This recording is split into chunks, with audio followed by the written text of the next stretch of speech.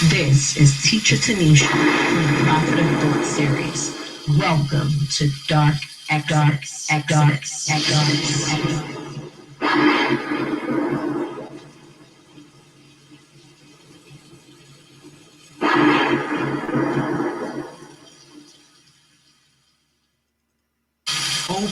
Open your mind.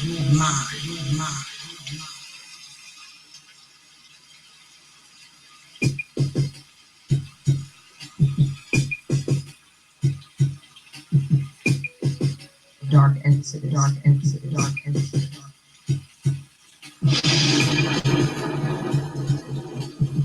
The protester. Dark exodus.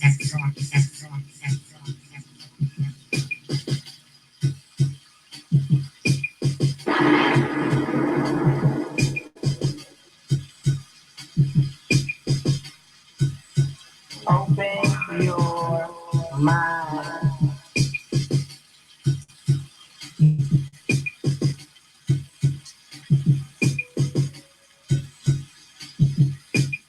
You know.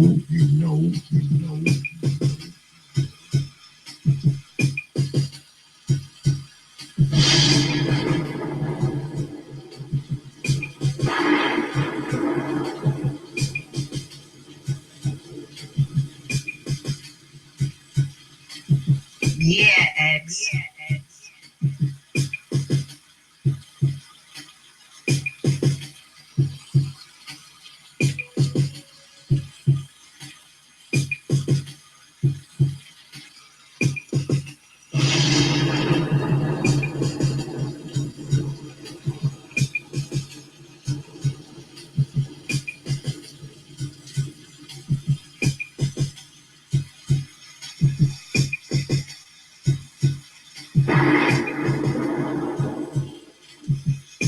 Dark incident. You know.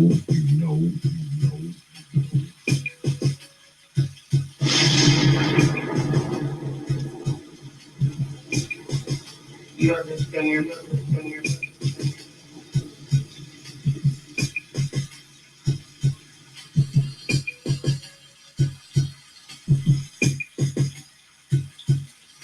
Yeah, X. Open your mind.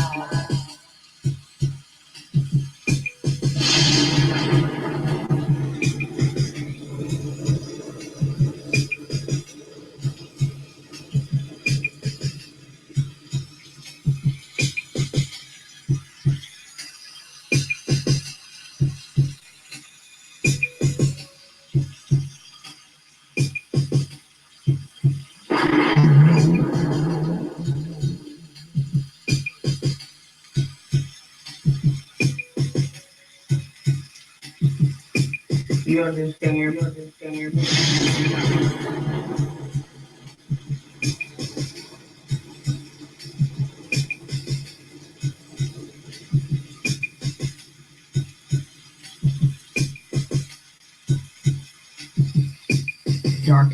Dark incident.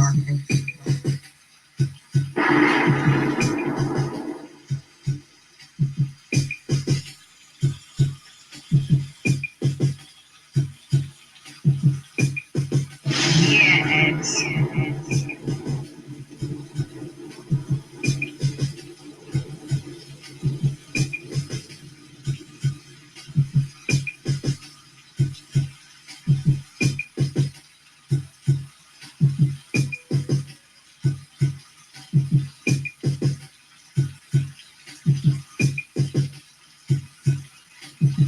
You know.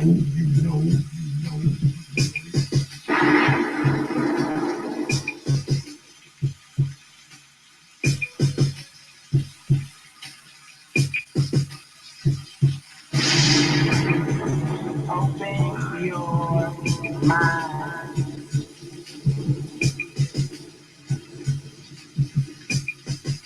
You understand?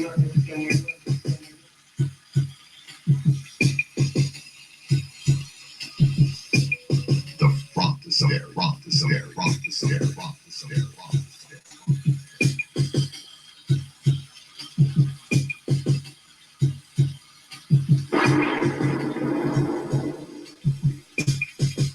Yes.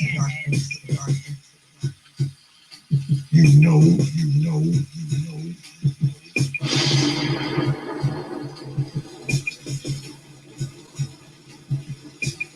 Open your mind.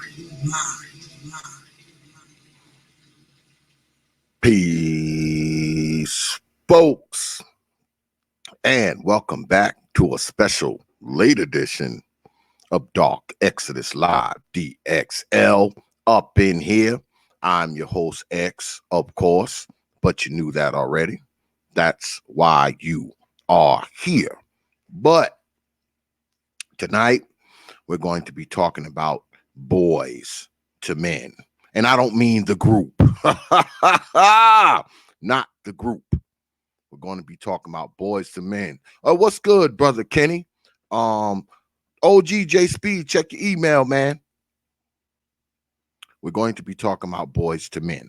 Um, we're going to be talking about the different aspects of uh, a boy changing into a man. We're going to be talking about the differences between a boy and a man. But we're going to be hovering on the manhood piece.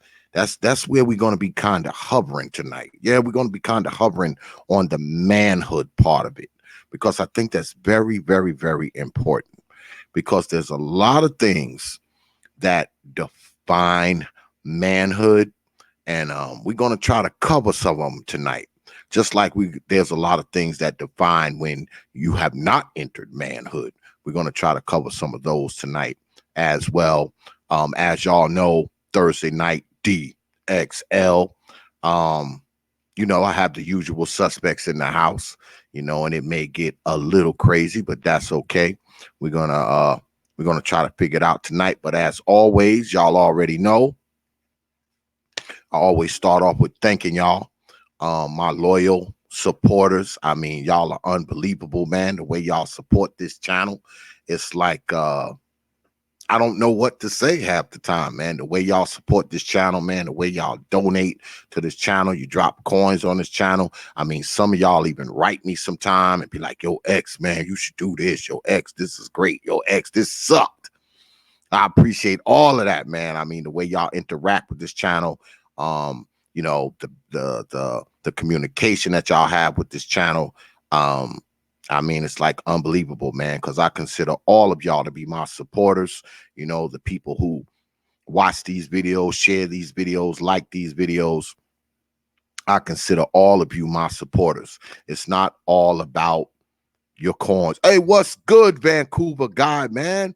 Haven't seen you in a while, brother. What's going on? Yeah. I mean, the way y'all support this channel, man, and y'all support this channel with your coins too.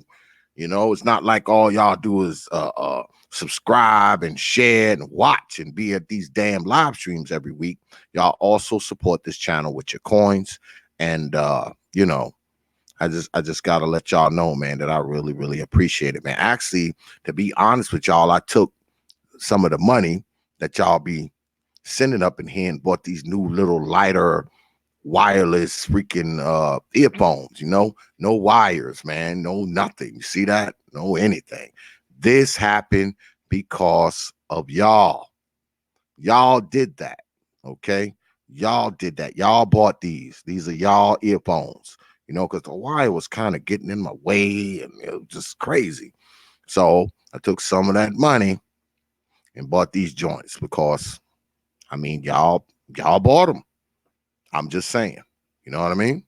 But yeah, I just want to thank y'all, man, because like I always say, man, y'all don't have to spend your hard-earned coins on this platform, but you choose to do so, man. And I'm humbled, I'm honored, man. I'm appreciative, and that's of all of you, okay? Because like I said, even if you don't give this platform money, I still consider you supporters, man. And I thank all of you, man, because I appreciate all of you sincerely. I'm just saying. All right. All right.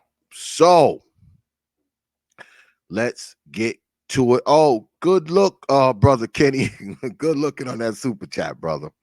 Um, Yeah, I figured tonight we would talk about, and I know we starting late, y'all. I mean, I was out tonight, man, and I was, messing around with my woman, and she wanted to go get a bunch of bullshit. She know that freaking I had to come here and do this, but she don't give a shit because she wanted to go out and have me spend some money. So she didn't give a shit. The fact that I had to get back here. So I told her, I said, don't worry about it. I said, I'll just, start the show at 10, because I got to make some concessions, for my woman, because my woman, she takes care of my house. All right. She washes my clothes. She picks my food. She do all that shit, So every now and then, a brother got to make concessions, you know. And, it ain't like, my woman is my girl. She's my wife. I've known her for 20 years. We've been married for about 18 years and some change now. So, I do make concessions for her. And when it comes to, whether or not what's more important, doing something for her or starting my show late. I mean, that's pretty much a no brainer. So that's why we start so late tonight. But also, tomorrow I'm not working. I've been taking Fridays off. Here and there, I've been taking Fridays off. Not doing too much of anything. You know, I mean, I've been trying to work less because my wife is always like, "Oh, you work too much." It's kind of nonsense. So, I have been taking Fridays off instead of working, 6 days a week. Now I work, I want to say 4.5, because I usually work a half a day on Saturday. Most Saturdays I work half a day. Well, sometimes, to be honest, I work a full damn day on most Saturdays, but I try to start working on Saturday by like 2 o'clock. No matter how early I start, I try to get, just be done, by 2 o'clock. But I have been taking Fridays off. So that makes it so, I can be here a little later. I don't have to get my ass in the bed as early. So here we are rocking out. I don't know how long I'm gonna run the show for tonight, but y'all will see. Oh, I can even see you down there, OG. My bad. The OG in the house. I'm up here running my mouth. I couldn't even see you down there, OG. My bad. Sorry about that, OG. All right. Can you hear me loud and clear? Yeah, man. I was running my damn mouth, OG. I didn't even look down there, man. Nah, you was I doing didn't your know you was you down was there. doing your thing, man. Shoot, I was liking what I was hearing.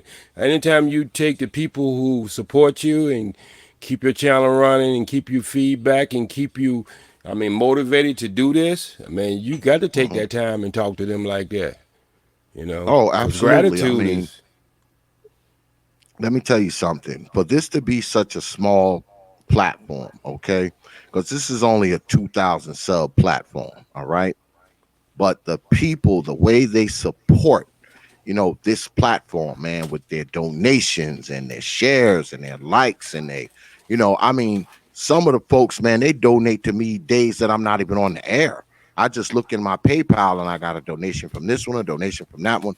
I mean, it's my folks right here, man. So I right, thank my folks every time I come on. I never, I never let a show go without thanking my folks, man. Because a lot of these people who follow me, man, they've been following me for a long time. They were following me when I only had 100 subs.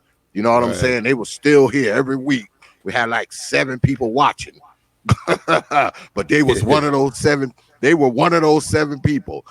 Saying yeah, X. So I gotta thank my folks. Oh, what's good, Chef Disaster? I see you up there. Yeah, yeah, I mean, I gotta thank the folks, man, because the folks, they support me, man. I mean, they do. It's amazing how much they support me, man. Right, It's amazing how much they support this platform. It's like I can't believe it, And like I said, they drop coins on this platform, so obviously they see some type of monetary value in it.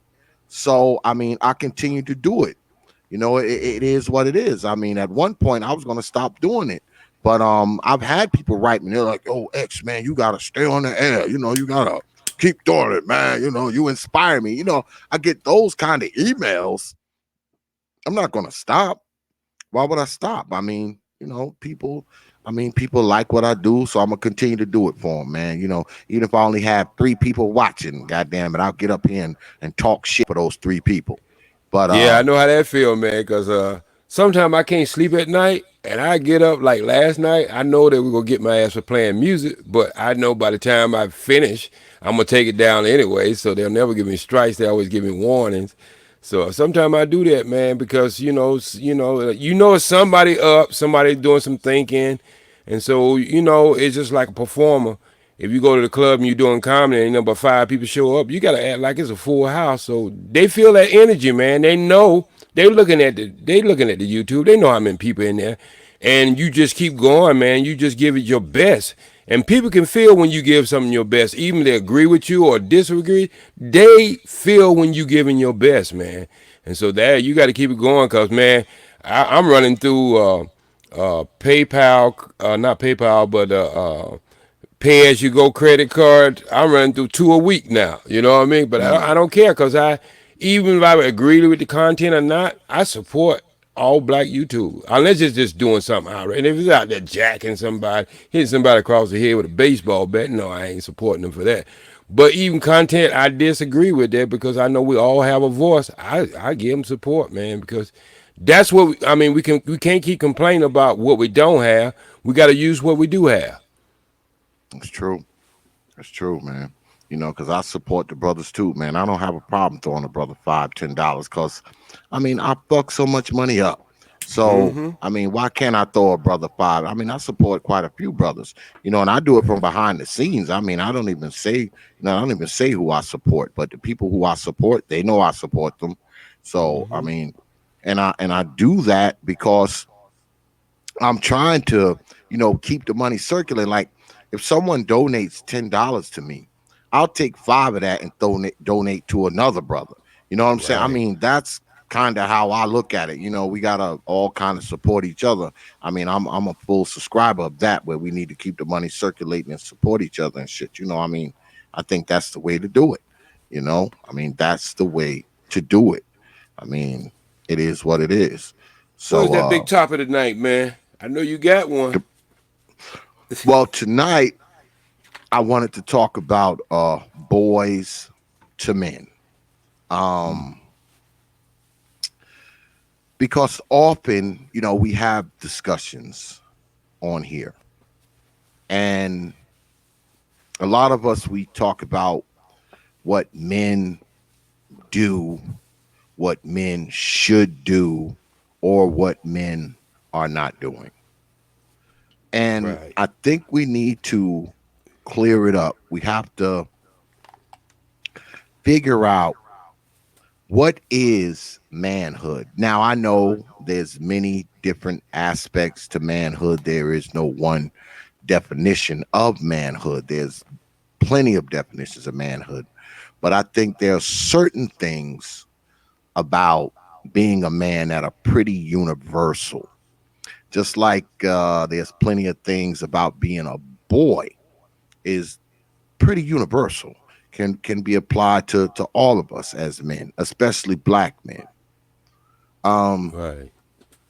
Often when we're younger, a lot of times, we're 16, we're 17, we're 18, we walking around calling ourselves men. But we all, once you get to be about 25, 30, you realize that when your ass was 17, you wasn't a man.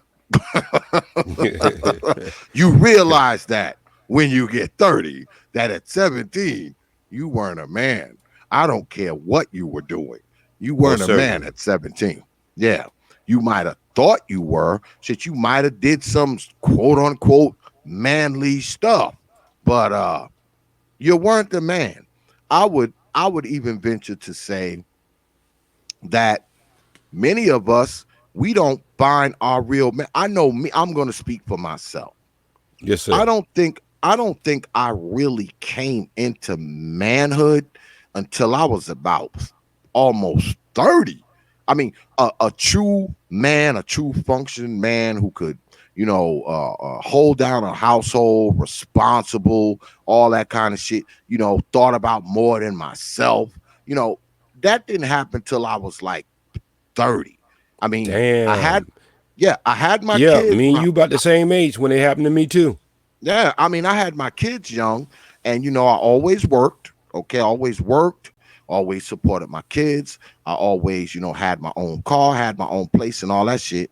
But that stuff doesn't necessarily make you a full man all the way. Now, that's man like stuff. You take care of yourself and do shit you're supposed to do and take care of your kids and all that kind of stuff. Yeah, that's man like stuff. But I don't think I really got the true understanding of being a man till I was like 30, at least 28, 29, somewhere in there.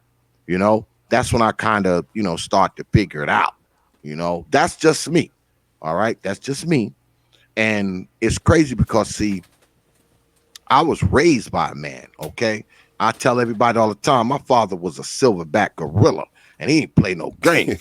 All right? Yeah, he ain't play no games. And I was raised by that man, okay? So I worked from a very early age, was working with him ever since I was about 7 to 8 years old. So I always understood the nature of work. I always understood the nature of having my own.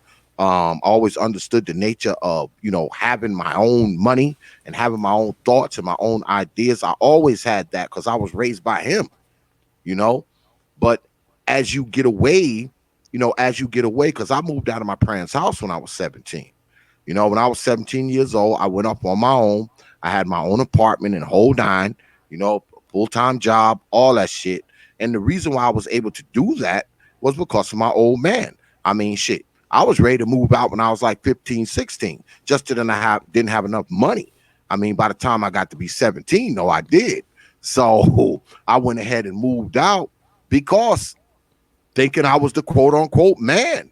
I was like, shit, I'm a man now. I need to live by myself. I need to have my own apartment, do my own shit. So, and it's crazy because once I left out of my parents' house, I start to realize that I wasn't a man yet. Okay. But once I had left, it was too late. I had to go ahead and stay out, Right. and prove to myself and maybe try to prove to them that guess what, I could, be on my own. I tell people this all the time. I mean, I didn't really understand struggle, because my parents never had us like struggling. But let me tell you Right. something. When I moved out of my parents' house, that's when I start to understand the nature of struggle. Those was the Right. times that I was eating ramen noodles for 2 weeks. Those are the times. So,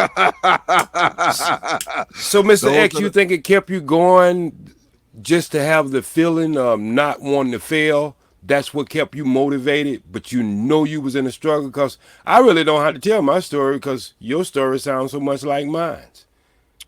well to in a sense, yeah. I mean, because like I said, I mean, when I moved out of my parents' house, that's when I discovered struggle. There was many a times where, I had to, get myself close to chicks and get up over there and get me a meal and shit. I mean, and I had a car and I had a job, but, paying car insurance, putting gas in the car because I was still in high school. When I moved out of my parents' house, I was in my last year of high school. I was in my senior year of high school. And where I went to school at was like a 35-minute drive from where I lived. So gas was killing me. I had the bills of the crib. I had Mm-hmm. all of that. I had my car insurance and all that shit. And I had a full-time job. I had a full-time job because my last year of high school I only had 3 classes. So Okay. I went to school at 7:30. By 9:30, I was out. So I worked a 10 to 6:30 job when I was like 17. I had a Right. full-time job. But I also fucked up a lot of money. I fucked up a Right. lot of money, bullshitting, chasing hoes and going out, doing all Clubs. kinds, yeah, doing all kinds of bullshit. Yeah. So, you come to the house and goddamn it, the only thing you got in that motherfucker is a jug of ice water and the fucking half a dozen eggs and shit. Yeah. You ain't got nothing to eat that motherfucker. So now you got to get on the phone, call one of Yeah. these chicks like, yo, girl, you cooking tonight, that kind of Yeah. shit. So, I mean, I never struggled to the point where, I was just like hungry for days and days and days because like I Mm-hmm. said, I mean, I had my own car.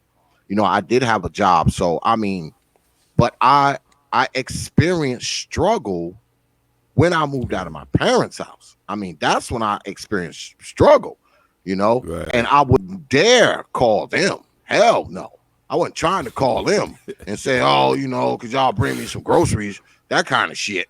It was none Yeah. of that shit.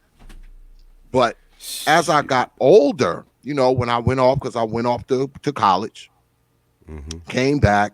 And when I came back, like pretty much soon as I came back, I met a girl. We got together.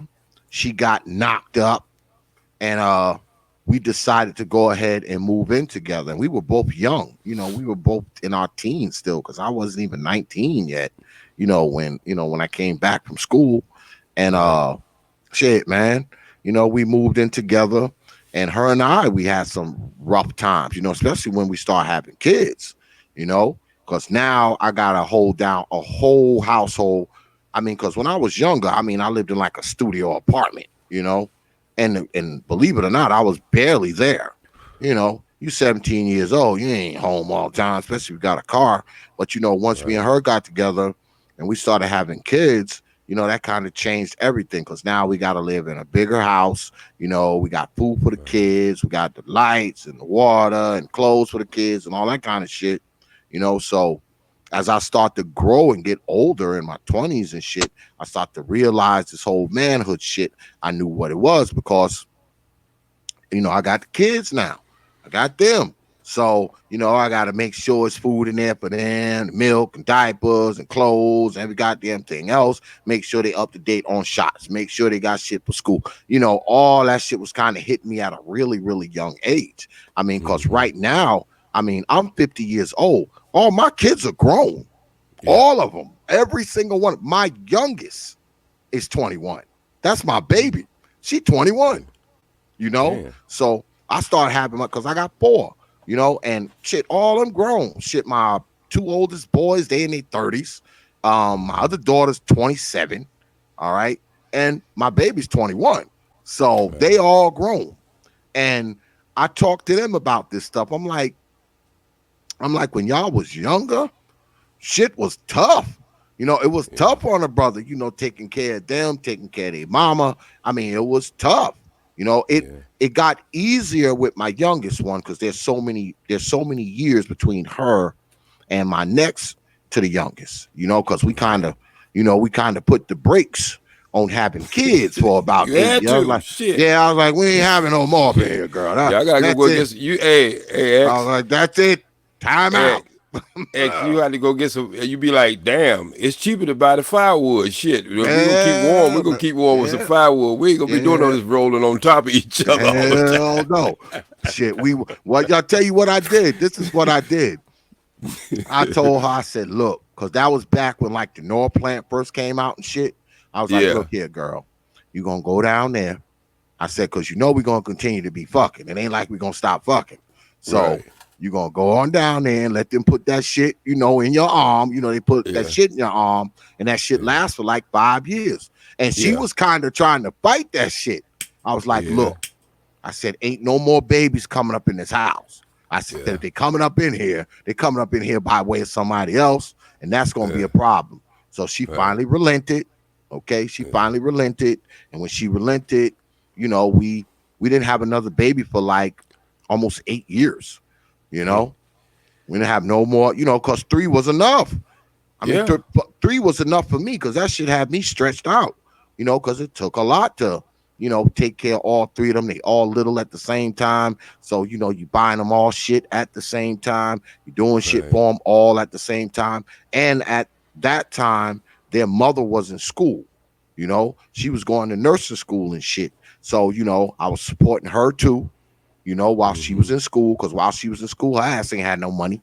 So she was in school. So I'm supporting her, my three kids, and myself, and the house. It was rough. Yeah, man. Shit. It was I rough. It know, was rough, man. man. It Shit. was rough. Cause like back in the day, just like you, man, I had my first son. I was 16, man, and I'm kind of glad I went through that. I went through that stage where you just really just out there being goofy and messing up. You know, you're a DJ at 16 years old and you're chasing women and you're in the club. But the young lady that the mother of my child, she she stuck with me, man. She stuck with me and everything, and just let me get all that out, because that's what she met me at, was a club. And I end up being almost 19 years old before I started realizing I got to make some moves. I had left home at 16. I got to make some moves. I had my own apartment in somebody else's name, because you had to be 18. I think it's 18 to 21 to have your apartment in your name. But my friend did it at the club. Nobody knew I was at the club. I was 16.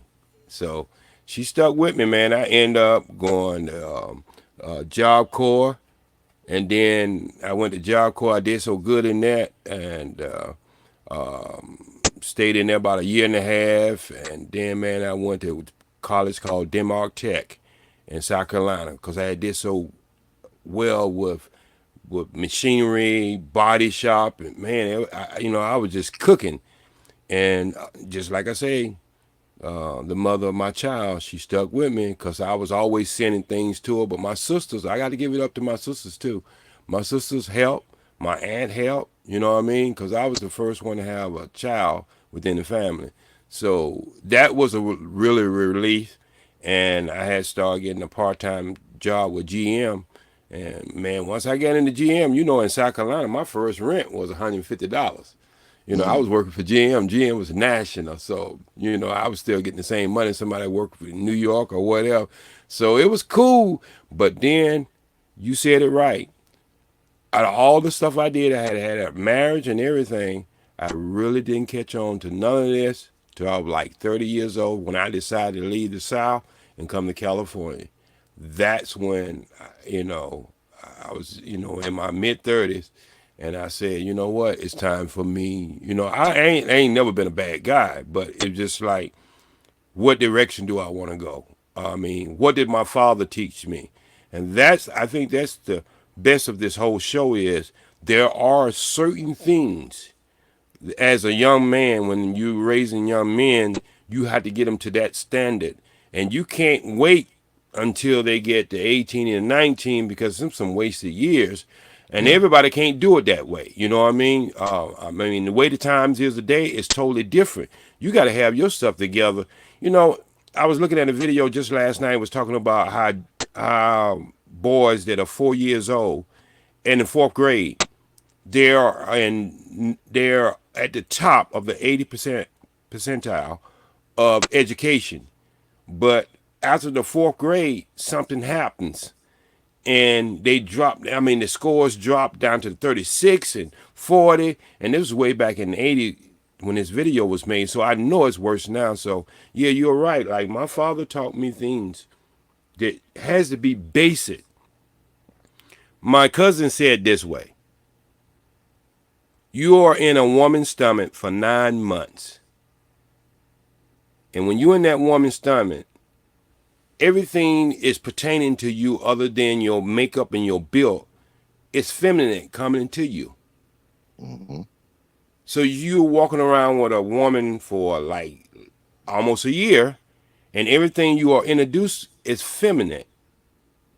My father taught me at a young age to, as the woman was pregnant, he told me not to have sex with her, and he said, I need for you to talk to that baby. Now, you got to understand, my father was born in 1909, so they have a different way of thinking.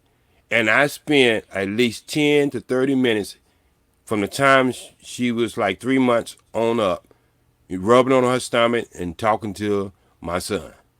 And so I think that's a lot of what we're going through today as far as raising our boys, that we don't understand these very important things that we have to do as fathers, that reintroduce our boys into a more of a masculine way of life than a feminine way of life, because that baby's been walking around with that woman for 9 months. And a woman gonna be a woman. You know what I mean? And that's the only kind of vibration that boy is getting. So we have to be very attentive as fathers when that baby is young. And that's usually when fathers don't want to deal with the baby. He think that's woman work. But that's the time you should, as a father, deal with that baby, especially as a male child, is due to the point you got to stop breaking some of that feminine quality that baby has in him. Hmm. And when you Early. start to understand the science behind that, you will see a totally different in your child because now that baby's starting to get balance. You know what I mean? I mean, I could like pick up my baby in a certain kind of way and he would just stop crying. And she could hold him and he would just still be crying, you know. And I pick him up and he just stop crying. And it used to be vice versa sometimes. So we as fathers, we got to understand the basis of how to approach our male child at a very young age and start instilling in them qualities that they gonna need for the rest of their life. And in this world we living in today, you better have your son in there watching his mother or grandmother or somebody's cooking. Because just like you said, when I went out on my own, I know how to cook. I mean, wasn't too many ladies came in my apartment could cook better than me. And that's what having so many sisters and my grandmother and stuff. And that's one of the things she told my father she wanted to make sure that I could provide for myself, and that gets down to the basics: food, shelter. You know, the things that we start teaching our children young. Give them a bank account. Start their bank account. If you go give them a cellular phone at the age of 9 and 10, won't you open up a bank account for them at the age of Yeah, 9 and 10 and teach exactly. them how to balance that checkbook? You understand Yeah. what I'm saying? And so these are the things. I got my first account at 13. My father made sure all his children had an account at 13. We had allowance, and we used to have to balance it out. I had a paper route when I was younger. I balanced my account out. And these are the things that our boys need to have interaction with fathers. And even though you're not getting along with the mother of your child, I hate to use the word baby mama, the mother of your child, even though you might not be getting along with her, that has nothing to do with the child. And you need to go get that male child and show him male things. And show him the world, show him the real world. And I'm so fortunate I had an uncle, which my father was on the road all the time on a truck, but he always bring me to New York, and he lived right there on New Jersey Avenue, and I used to go down and hang out at 292 Park. I used to go there every summer, and that man would teach me things I still laugh at today. I like, why is my Uncle Tony teaching me these things at that younger age? But he know I was around a lot of girls, and I needed to know male stuff. So Yeah. I'm with you 100%, when it comes down to our children, because they are our future. And so I, when I see brothers out there in the street the same way, I don't attack them. I embrace them. But if they give me like 2 minutes, I'll be just like I am now, long-winded. I keep talking. Go ahead, brother. Yeah, well, we We done got been joined by BMT in my the house. brother BMT in the house. What's good, brother BMT? What's going on, guys? How y'all guys doing? Same old shit, man. Another Thursday night. I'm starting Peace, late brother. tonight. Same. Starting late tonight, but I've been taking Fridays off, so it's all good. It's all It's good. all It's all good. I good. ain't working tomorrow. I ain't doing shit tomorrow. I got I tried like I said, I try to put myself on a schedule now. Like shit, let them salivate waiting for our content. Now we can't keep on giving them content back to back. And hell no, these people they vultures. But this is a good topic. From boys to men. Um, because it's a life enduring thing, and some run away from it, some run towards it. And I was listening to y'all journey. I moved out at the age of 16. I know what it's like to be homeless. I know it's like to sleep in a car. I've had my up and down struggles. You know what I'm saying? So I know what it's like. You got to get a letter from the principal and tell them, hey, by 10 o'clock I got to be gone. Where you got to go to? I'm the only one in my household that can work, so I got to go to work. I was working at a tire and lube shop. You know, changing oil and changing tires. So when we look at this type of thing, this is very telling because um, a lot of young boys are looking for the equation of manhood. And we're seeing where they believe that a woman can teach you how to be a man. It's a goddamn lie. It's almost like Satan telling you he can tell you how to get into heaven. And it is not something of an answer that can be answered overnight. It is answered through trial and tribulation, experiences and failures. And it is scary because you will have failures alongside with experiences. And you will have good days and bad days. You will be hurt. You will go broke. You will starve. You will feel pain. But you will feel love. You will feel happiness. And you can taste different pleasures of fruits. But you always have to maintain and stay the course. And that's very hard for a black boy when he is making his way, because you at some point have to learn how to cap yourself off and say stop. I can choose to drink this doggone Jim Beam with my boys and have a good time and sit up and smoke Black and Miles and have a crazy ass hangover, and I say, hey, we got to go to work, man. Fuck that white man. We gonna stay here today, man. Come on, Joe. Let's just sleep it in. And, girl in the bed half naked. Come on, come down back to bed. You guys say, fuck all of y'all. I'm going to work. You're gonna have those days where you're going to be alone. And see, the thing about it, that a lot of these boys, you're afraid to be alone and stand on your own 2 feet. You're afraid to get your ass kicked by life. I'm sure a prophet has had his days. So has J Speed, and so have I. But that did not break us, but that actually built us. And see, there's no shame in that. See, you get softened up sometimes, by an effeminate touch. Because she'll say, oh, it's okay, baby. Everybody gets a trophy. Bullshit. You don't always get a trophy in life. You get told that you lost.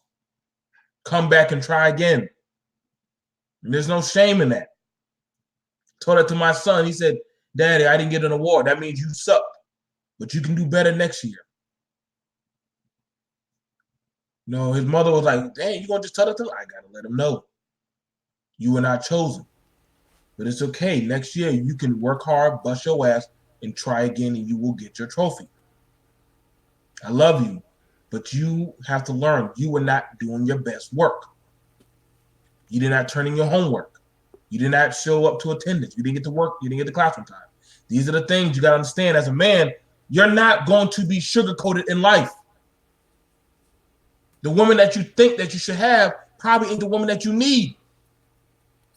You think you deserve these things, and that's the thing about it, that the older men can tell you. Damn it, y'all think that somebody deserves to kiss your ass. You think that somebody owes you something, black man. Well, we went through. No, you did not. You have to earn it. You have to. You don't get no 40 acres and a mule. You work and you buy your 40 acres and you go buy your goddamn lawnmower and you cut your own damn grass. That's how I had to learn. Or you can go hire Pablo or hire some dude who want $20 to cut and weed whack. There's somebody out there that's hungry. But you don't get no entitlement of it should be handed down to you. I learned the hard way. The minute I get a check and I watch her rub that belly and say, Joe, we need groceries. God damn, I just got $700. $700 go down to goddamn $500. Gotta go buy groceries. Gotta go pay the light. Gotta go pay the goddamn rent. Now you only got damn $30 just to put in the gas tank. You're like, shit, I just pretty much work for free. You won't have those days. And I know nobody want to hear that. That's why for some men, I'm not rushing out to be a family man. Because see, this ain't a walk that every man can take.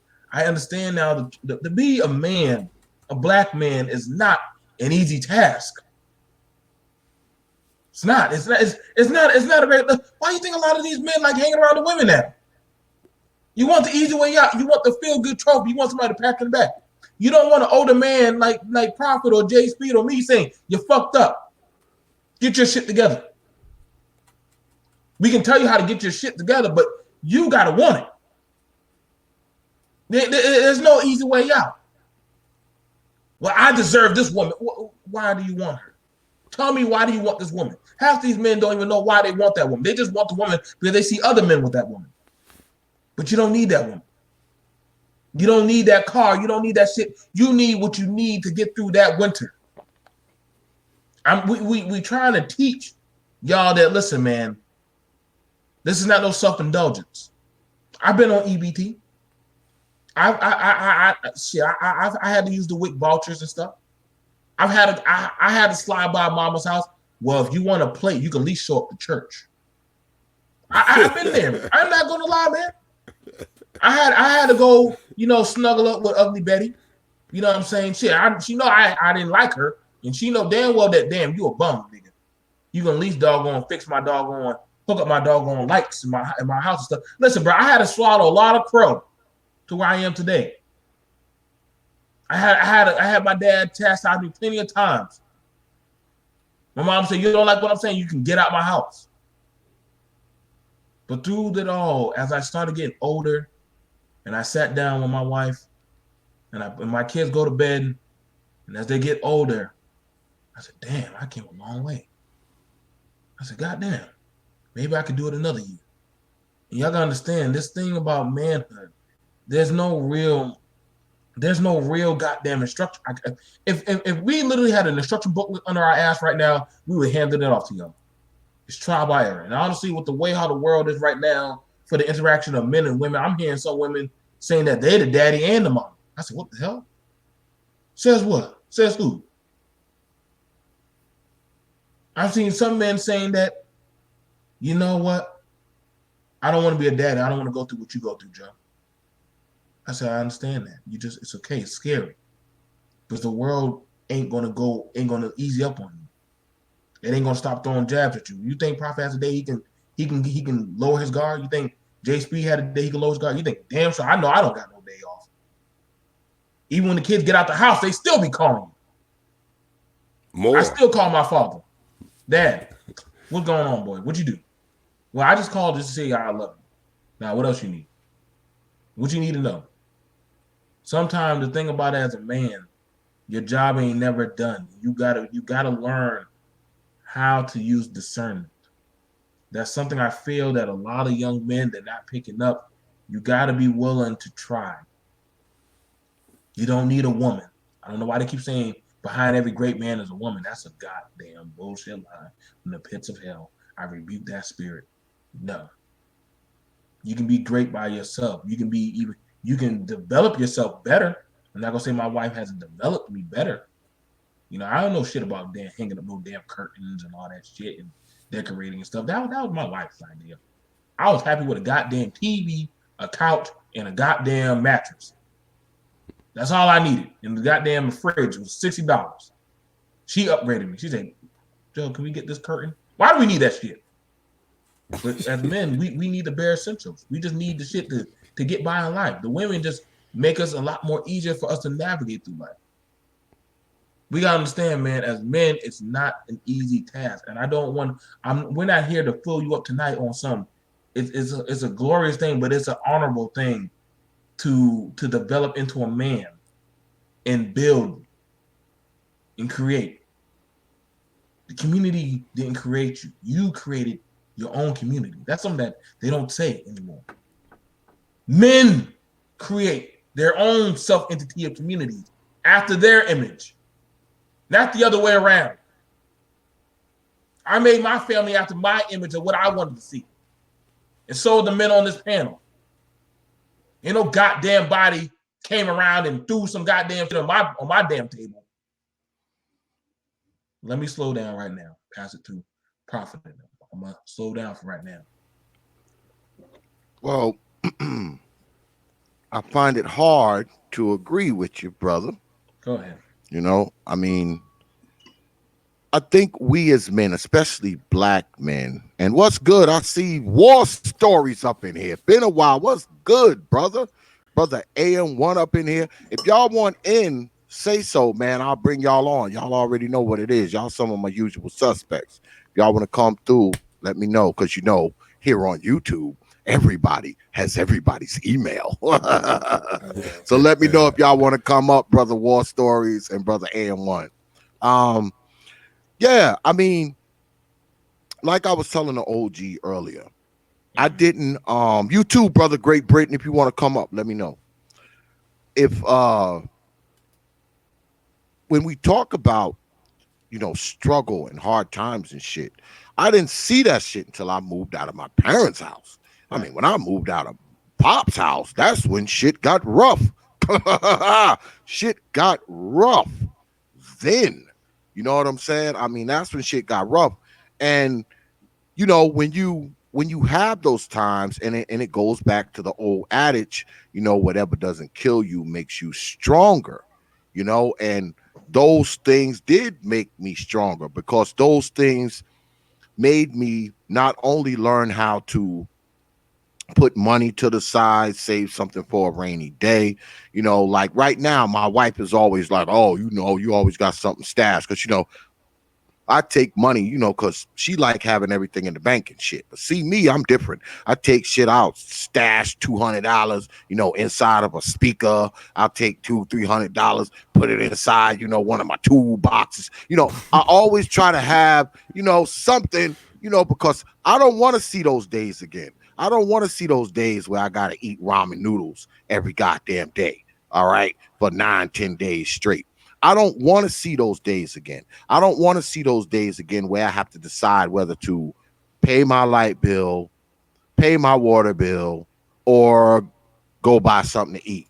I don't want to have to make the decision of, paying my car insurance and paying my light bill. I don't want to see those days again. That's why I try to, and I think that's what happens when you're actually becoming a man. You start to prioritize things better. You try not to waste as much money. You try not to buy too much frivolous shit.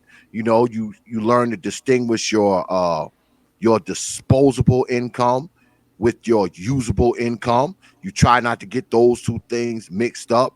um you do start to learn how to balance, your checkbook and all that kind of shit, Right. what you need for your kids. You create a budget. You ain't just out in the club, making it rain on the hose and the up in the strip joint all the time. Right. You start thinking about that kind of stuff, especially if you got kids. But even if you don't, I mean, if you don't have children, because having children don't make you no man. See, that's Right. some of the those are some of the bullshit cliches that we have a tendency to have in the black society, that your manhood is dictated on how many baby mamas you got, how many women you got, how many people you can get on their back.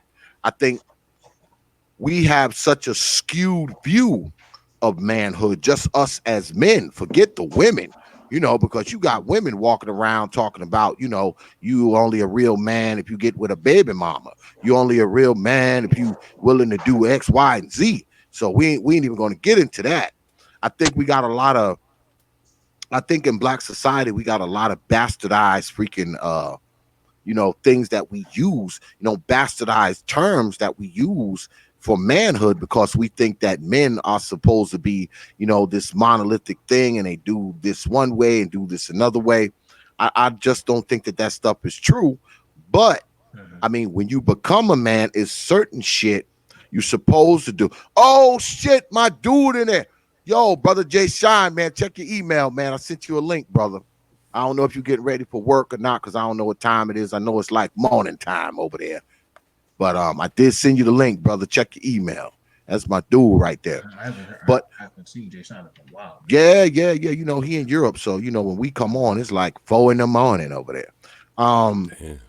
but what I think often happens is instead of trying to understand our own manhood, we have a tendency to try to follow whatever the narrative of manhood is that has been laid out to us. A lot of us, we don't discover our own manhood, because we're busy trying to, play the manhood game because we've been told all our lives, this is what a real man does. This is what a man does. So we try to kind of go along with that shit, especially if we don't have a man telling it to us. Okay? Because a lot of us, we have women trying to tell us and teach us and counsel us on how to be a man, which is totally backwards, because I don't care who she is. She's never going to build you into a man. I don't care how good a mama she is, or how much she know, or how many times she tells you she's your mother and your father. I don't care. You need some male influence, whether it be your uncle, an older cousin, your grandfather. Because if it's not your father, it's gonna have to be some of these other people. It's gonna have to be your karate coach, basketball coach, football coach, whoever, a teacher at school, a janitor at the library. I don't know. But you got to have some type of male influence in your life to truly find yourself growing into a man. Because I don't think you can even get across that line of manhood without it.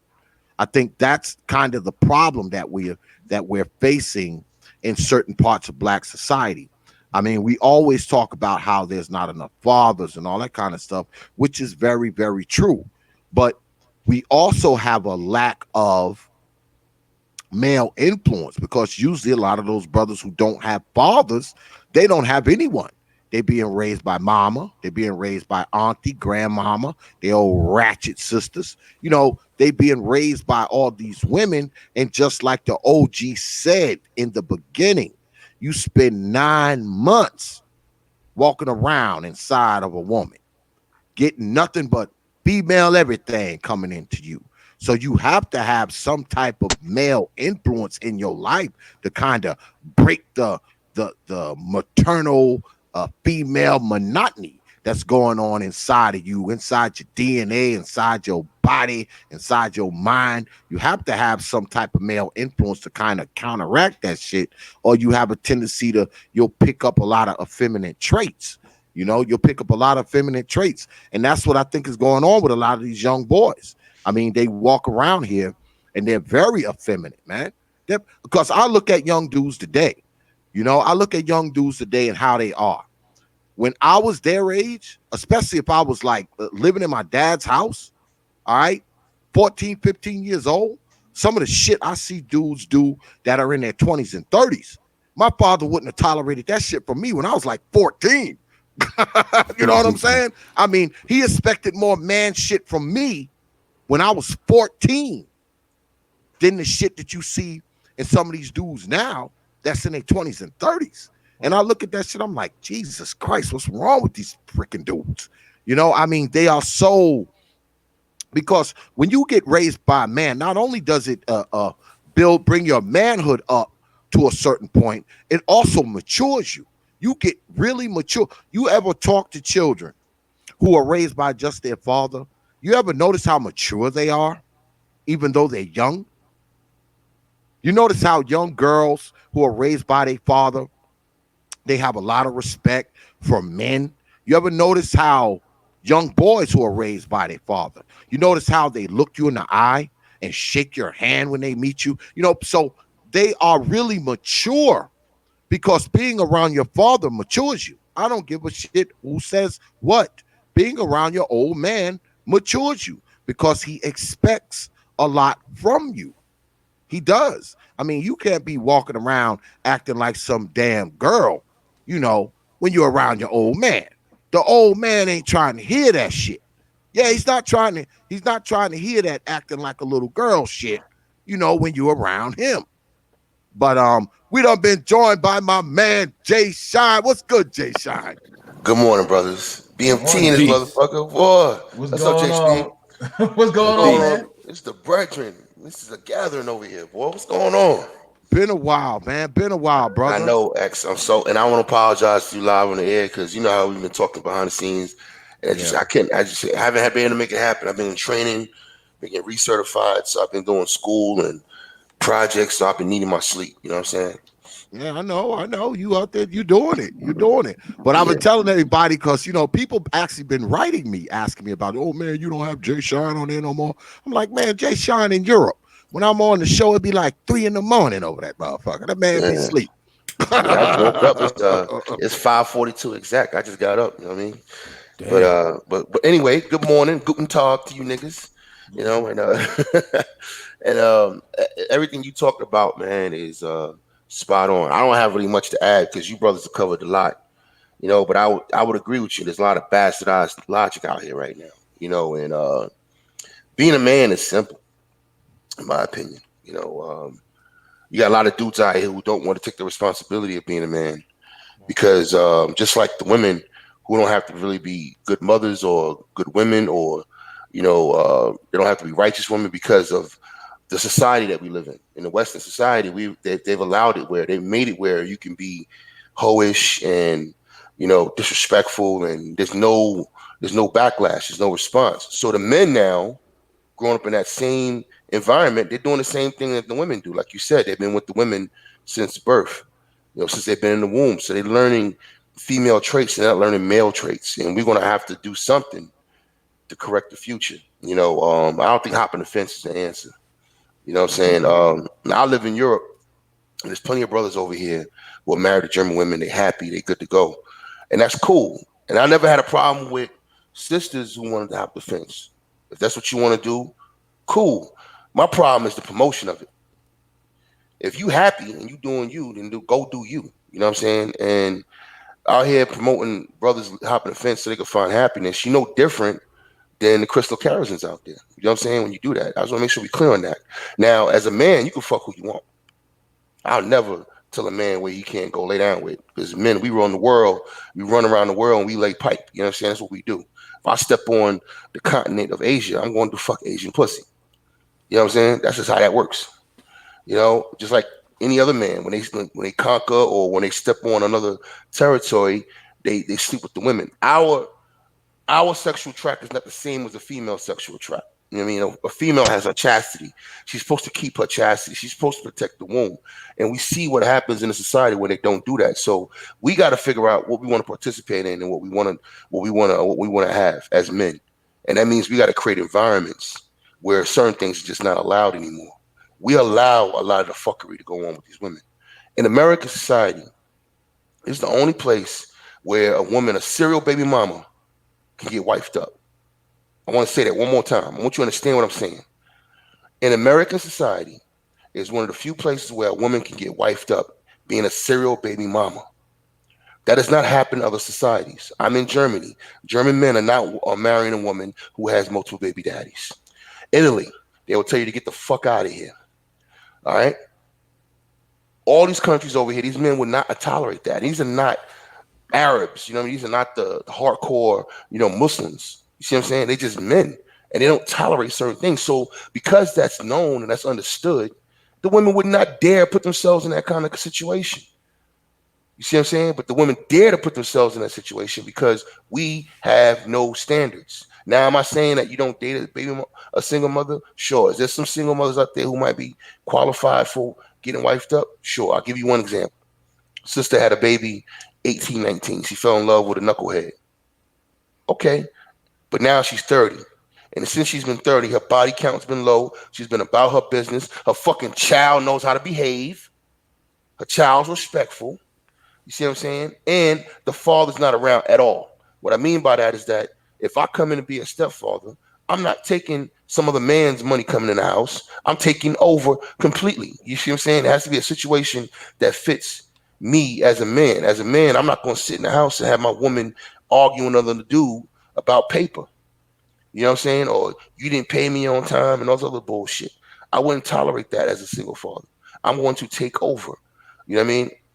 Because this is my house and I control everything in it. And I can't have my woman or my wife argue with another man about resources. That makes no sense to me. So what I'm saying is that we got to have standards and we have to have parameters. And we don't have any right now as men. I'm talking about collectively. J Speed might have parameters.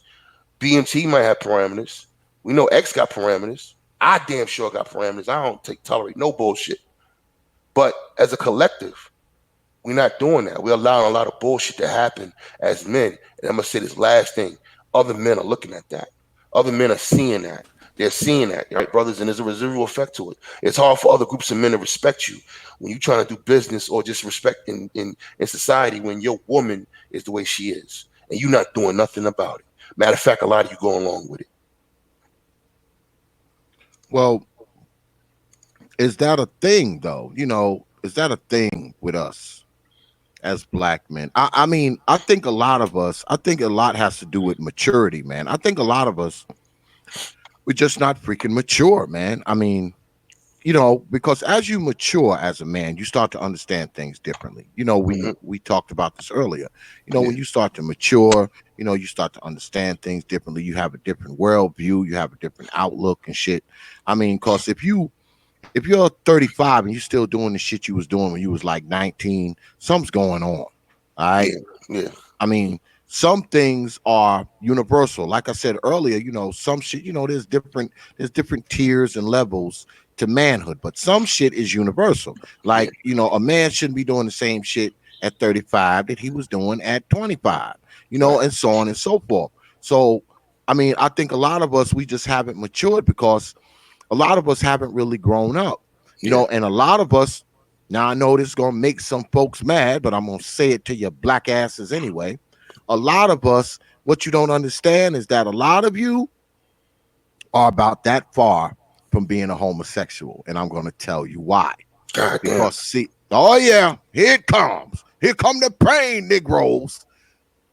Because I believe, now I may be wrong, but I believe that homosexual men are men who have had dysfunctional relationships with the men in their life, whether that father's there or not, or they had dysfunctional relationships with other males in their life. Because, see, when you are a young man, and this is X's pseudo psychology bullshit for y'all tonight, when you are a young man, there is a step that you go through, right? You coming up as a little boy, you're around your mama, and whether it be your father, your uncles, or other men in your life, what they do is they make you cross that threshold. Meaning, once you get to a certain age, you have a search, a seeking. You have a yearning to get some degree of confirmation from other men. That is what kind of stamps you as a male, whether we want to believe it or not. Other men have to kind of confirm your manhood to a degree. Like I said, if it's not your father, it's your uncles, it's your cousins, it's the niggas on the block, it's the janitor at the freaking library, all of that, right? Now, brothers who have the dysfunctional relationships with those males are more likely to become homosexual. And I'll tell you why. Because, see, I believe that homosexual men are just little boys who never grew up. And I'll tell you why. If you watch, okay, how women are, right? No matter how feminine a woman acts or carries herself, you will see homosexual dudes try to imitate that, but they can't. They cannot really imitate femininity. Because if you really pay attention, what they're acting like is little boys. If you look at little boys and look at how they are, right? If you look at homosexuals, they act just like them. They act just like little boys. Homosexual men are just little boys, man, who never grew the fuck up. Because, see, they never got that confirmation from men. So now they seek validation and comfort from men. Because, see, once you cross that line and you get that confirmation from men, then you have a tendency to seek the affection of the opposite sex. But if you never cross that threshold, you never get that confirmation, you seek comfort and solace in other men. Now I know that's some pseudo psychological shit, No, but man. Look, I think you got something. I think you got something going with that. How you tied both of them men together. I I looked at it. I mean, it's just one of the ingredients. But I think you might have hit on to something saying it the way you did it, because you start off with one way and then you blended it in and showed the difference. And I was trying when you was trying to say when you were saying that homosexual act like a little boy. I just closed my eyes and started looking at it and just picturing a mother and a little boy walking down the street, and I think you hit on to something like that, and that's how I say tie all this stuff in from 9 months. And I appreciate my brother from Europe because I mean he laid it in there. He was talking about well, Brother X, you was talking about what we call in Africa the rites of passage. When you have to go to a certain thing, just like boys here, their voice change and all that. The men know, the men who are around them know when it's time for that boy. So yeah, that was the back part of what you said, and that and man, I mean, it's look. I told people about this Sunday, just this past Sunday. I passed three. I was just riding my bike, and I ride my bike down Crenshaw, and I passed three brothers that was like 27, 26, 25 years old. And they had the hood up and like, what's going on with your car, man? And they were like, I don't know, man. We can't get this battery out. Now, these brothers all was past 25 years old, and they didn't know how to take a battery out of a car. Two screws, number 10. I'm going to show you how these brothers, when I got each one of them, because I wasn't going to let that go. I'm going to get on camera so I can show you how they handle the tool that I gave to them. I gave the brother the tool, a ratchet set, and the brother was turning it with his fingers like this. All three. Now, neither one of the brothers was gay. They had on the sharpest clothes, teed down, necklace, hat. Each one of them I could say probably had on about close to $400 something worth of clothes. And I got each one of them and I said, look, I want you to take off the negative screw and I want you to take off the positive screw. And I told the other guy, I want him to take off the bracket that holds the battery down. And each one of them turned that ratchet the same way. And I said, hey, brother, y'all hanging at this food place? And he said, yeah, man, we come over here every once in a while. I said, well, who's in that building right there? I said, I just like to get on the weekend and go out and get a bunch of guys, older guys together who got different trades and just get in the building on the weekend and teach boys some hands-on stuff, man. After that I seen that, man, I was saddened that I was like, man, I was driving a car at the age of 9, washing it, changing the battery. Father showed me how to change the starter on it. These guys couldn't change a tire. They couldn't take a... And guess what happened? A sister walked past who had these stretch pants on. I mean, she was banging. And these guys were like, hey, hey, hey, hey. They had like they ain't never seen a woman. They like, matter of fact, they didn't even know how to approach the woman. And I told the three brothers, say, look here, watch this. So I went over there and talked to the young lady's mother. I said, I'm with these idiots back here, but I'm trying to teach them something. That wasn't me hollering. Don't think I'm an old man on there hollering on your daughter on the street. I just wanted you to know that. So she sat down and talked to me for like 3 minutes. And I said, you did all, I got back to the brothers. I said, y'all did all that hey, and all that. And you wonder why this woman didn't respect you. And I said to him, first thing, instead of learning how to use that cell phone you got in your hand, you need to learn how to change a tire. And why would you be hollering at a woman in the first place that you can't protect? You can't fix nothing for her? Or you're probably somewhere living with your mom right now and you ain't got a job. But that's what I ran into Sunday. Yeah. Yeah, this whole thing about being boys to men, Jay, is deep because what I'm hearing on YouTube right now is not a lot of manhood talk. What I'm hearing right now is a lot of dudes complaining like the females, and unfortunately, I gotta call this shit out. Now, part of becoming a man is understanding your responsibilities in life. And when I watch other men how they operate and how they control their environments, I have to look at that and say, damn, you know what I'm saying? Right or wrong, they control their environments. We had this discussion last night behind the scenes in Discord. It was me, Cerulean, and CRU. We were talking about submission and what that word means, what the word submission means. And so many people got a problem with it. Even men have a problem with the word submission. You know what I'm saying? Men don't understand what the word means because they're getting it, because everything they get, they look at it through a female lens, but they don't understand what the word submission means or what the word submit means. Right? So this shit is not really that serious, man. To submit doesn't mean anything horrible. You know what I mean? It doesn't really mean anything horrible at all. All it means is to give in or to agree, to be agreeable, to consent, to conform, to comply, to acquiesce. So where am I going with this? What I'm saying is that we're not creating an environment where our women have to comply to us or acquiesce to us. They don't have to. You see what I'm saying? We're not creating that environment.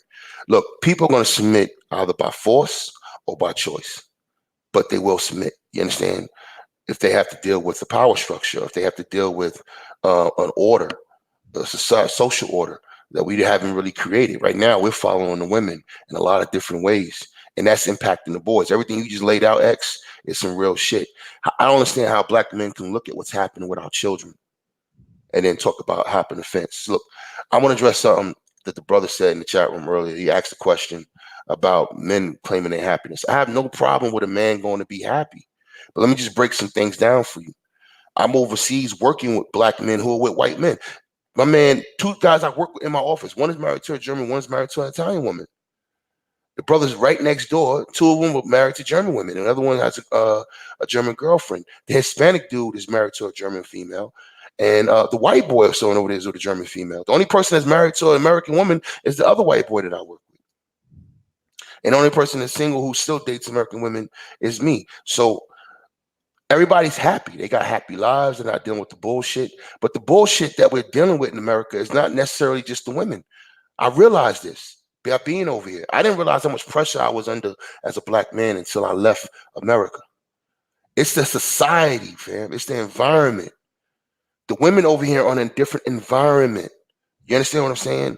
So the women over in America, yes, they're wrong. They wayward. No one will cuss out a ratchet hoe quicker than Jay Sean.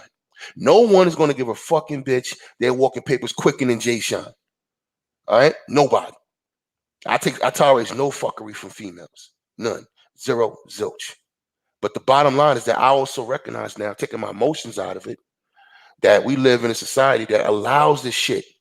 We allow it, family. I'm talking about collectively. What Jay Spiegel just talked about. Look at that kettle response to a female walking by. These are dudes acting like dogs in a kettle. When they get out of the country, their minds get freer. They act like a dog that's not that hungry. You know, they act like a dog that's used to getting food. You know what I'm saying? They act like a dog that knows when it's dinner time. They act like a dog that knows to go pee outside and not on the carpet. You see what I'm saying? Niggas are shitting where they eat all the time because they have no real training. They have no real standards. They don't have anything pushing them. And us as men on YouTube, we need to be pushing a male standard, creating environments. Now, again, if you want to hop the fence and be happy, hop the fence and be happy, brother. But I don't need to hear about it. My issue is not with brothers who do it. My issue is with brothers who promote it. Because when you promote it, my question to you is, how are you different from Kristen Kerrison? It's a serious question. It's a simple question. How are you any different if that's what you're promoting? Just go do it. Men, we don't have to promote that shit. The motherfuckers that's over here, the brothers that's over here right now that I'm working with, and the brothers that I'm meeting over here who got German wives and European wives, whatever the case might be, or Asian wives, they living good. They don't need promotion. DeAndre from out in Japan didn't need promotion to go out there. We're men. We go where we want to go, and we do what the fuck we want to do. All right? Again, if I step on Japan, if I step in China, you goddamn right I'm slaying Japanese and Chinese pussy. That's what men do. I don't have to qualify it. The fact that you having a conversation, brother, is an action of weakness. I don't have to qualify what I do as a man. I don't have to explain it. I don't have to do any of that. You know why? Because a lot of us are virtually having conversations with our mamas. Mm-hmm. We have these virtual conversations with these women. We're talking to other men, but we're really talking to the women. I don't have to explain shit to her. You understand? That's how, if you a man, that's how you carry it. Now, in the back rooms, in the cigar room, we'll talk about, hey, man, hey, you know, we go to, hey, man, take your ass over to fucking, you know, Austria, nigga. Oh, boy, out there, it's popping. You know what I mean? We can have those conversations.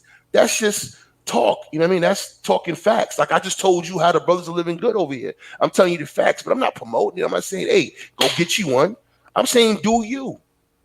Do you. But as a collective, as black men, we can't be out here promoting ourselves as vacating our race too. It's bad enough that we got a woman doing it. It's disrespectful that she's doing that in public. They're having meetings in TV shows on their own, and they've been doing this on TV shows for the last 40, 50 years, talking about, is it cool to date outside their race? No other group of women do this. And we got men sitting on those panels and men sitting in the audience not saying nothing. We got men watching our women watch this shit, and we're not saying nothing. Open disrespect to you. And this is what we've inherited. So a lot of young brothers are listening. You've inherited this, all right? It's not your fault. You've inherited it. We've inherited the failures of our fathers, these old niggas who run around trying to chastise young brothers who are trying to clean shit up. It's our time to clean shit up. Give me some help, brother. Don't chastise me. And that's why I did what I did on a video I had going against an older brother who I respect still, because he's my senior brother, but he was out of pocket and I had to say something about it. Because we're dealing with a germane issue of manhood, fatherhood, right? Being allowed to be fathers. That's a big issue in America. Our ability to be fathers to our children. We're not allowed to be fathers to our children. But running away from it is not going to help neither. That's what I see. I see that now. I'm over here with brothers who've been here since 78. The brothers have been here since 80. Did that help us collectively? No. I didn't even know it was happening until I got over here. It's invisible to you if you're growing up in Chicago, if you're growing up in Detroit, because you're in that environment. We're going to have a 20 million black male exodus, a 1 million man march out the community. That's the answer. And we're going to promote that.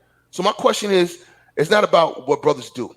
If you meet a sister, she's not a sister. If you meet a woman who's Asian and she's good for you, if you meet a Hispanic woman who's good for you, then go be happy, brother, and do what you got to do and do what you can do, right? But us being collectives promoting that, nah, I can't rock with that, because collectively we need to be coming together to build. That's what we need to be doing. We need to be coming together to teach and build and back each other up. That's what we need to start doing as brothers. We need to start forming brotherhood with each other, real brotherhood, so we can extrapolate from that brotherhood a code of conduct, and what's going to be allowed and what's not going to be allowed in our society as black men. We have the power to do that. We have the power to give that chick her walking papers. We have the power to check her.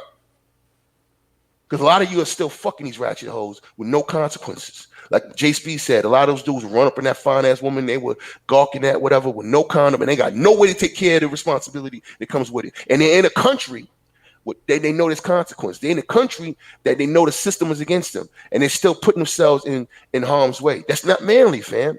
That's irresponsible. Men are logical. We're practical. We're responsible. And we're doing irresponsible shit. So sure, she's a wayward bitch. Sure, she's irresponsible. Sure, she's disrespectful. Then why would you go up in her raw, fam? Why are you putting yourself in harm's way? I'm a soldier. I'm an ex-military man. There's certain things you wouldn't do in a battlefield. You wouldn't put yourself in harm's way. You wouldn't put yourself in the clear sight of the enemy firepower. You know what I'm saying? You wouldn't do that. You would be more nuanced out there on the battlefield. You would camouflage yourself. You would do what you need to do to stay alive and survive. And you also do what you need to do to take care of your fellow soldiers, right? If you're in the war. You got to look at it that way. When you're out here rocking around in America and you're dealing with this fucked up situation and the fucked up society over there, ran by them fucked up crackers, you got to understand you in a war zone. And you got to act appropriately. And a lot of y'all not acting appropriately. That's why you're getting caught up. That's exactly why you're getting caught up. And I'm telling you from a brother, this is coming from a brother who dealt with it. I got a black single mother. I got a black daughter. I got custody of my daughter. So I've been through this shit. And I'm telling you what it is, man. It's a fucking war. And I, as a descendant of American slaves, I'm not forfeiting nothing. I'm not letting these crackers or these fucking women run me off my square. Hell no. So if the black women don't want to submit by choice, they're gonna have to submit by force. And Facts. there's two ways of doing that. And we can control the force. Look, they are addicted to dick. All right, you have power in this, man. They're addicted to sex. Every black woman out there want to have a goddamn Zane Chronicle session every goddamn day, and they don't care who they hurt, who they destroy to get it. That's why they out here being serial baby mamas. That's why they out here being promiscuous, because they lost in the source too. All right. So you're dealing with a lot of damaged, hurt females. That's the reality of it. Now, again, going back to a warlike thinking, you're dealing with the facts on the ground.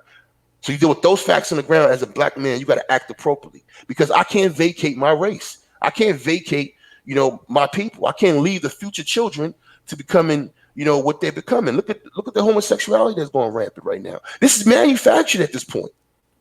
Hmm. This is being manufactured at this point. I can't run from that.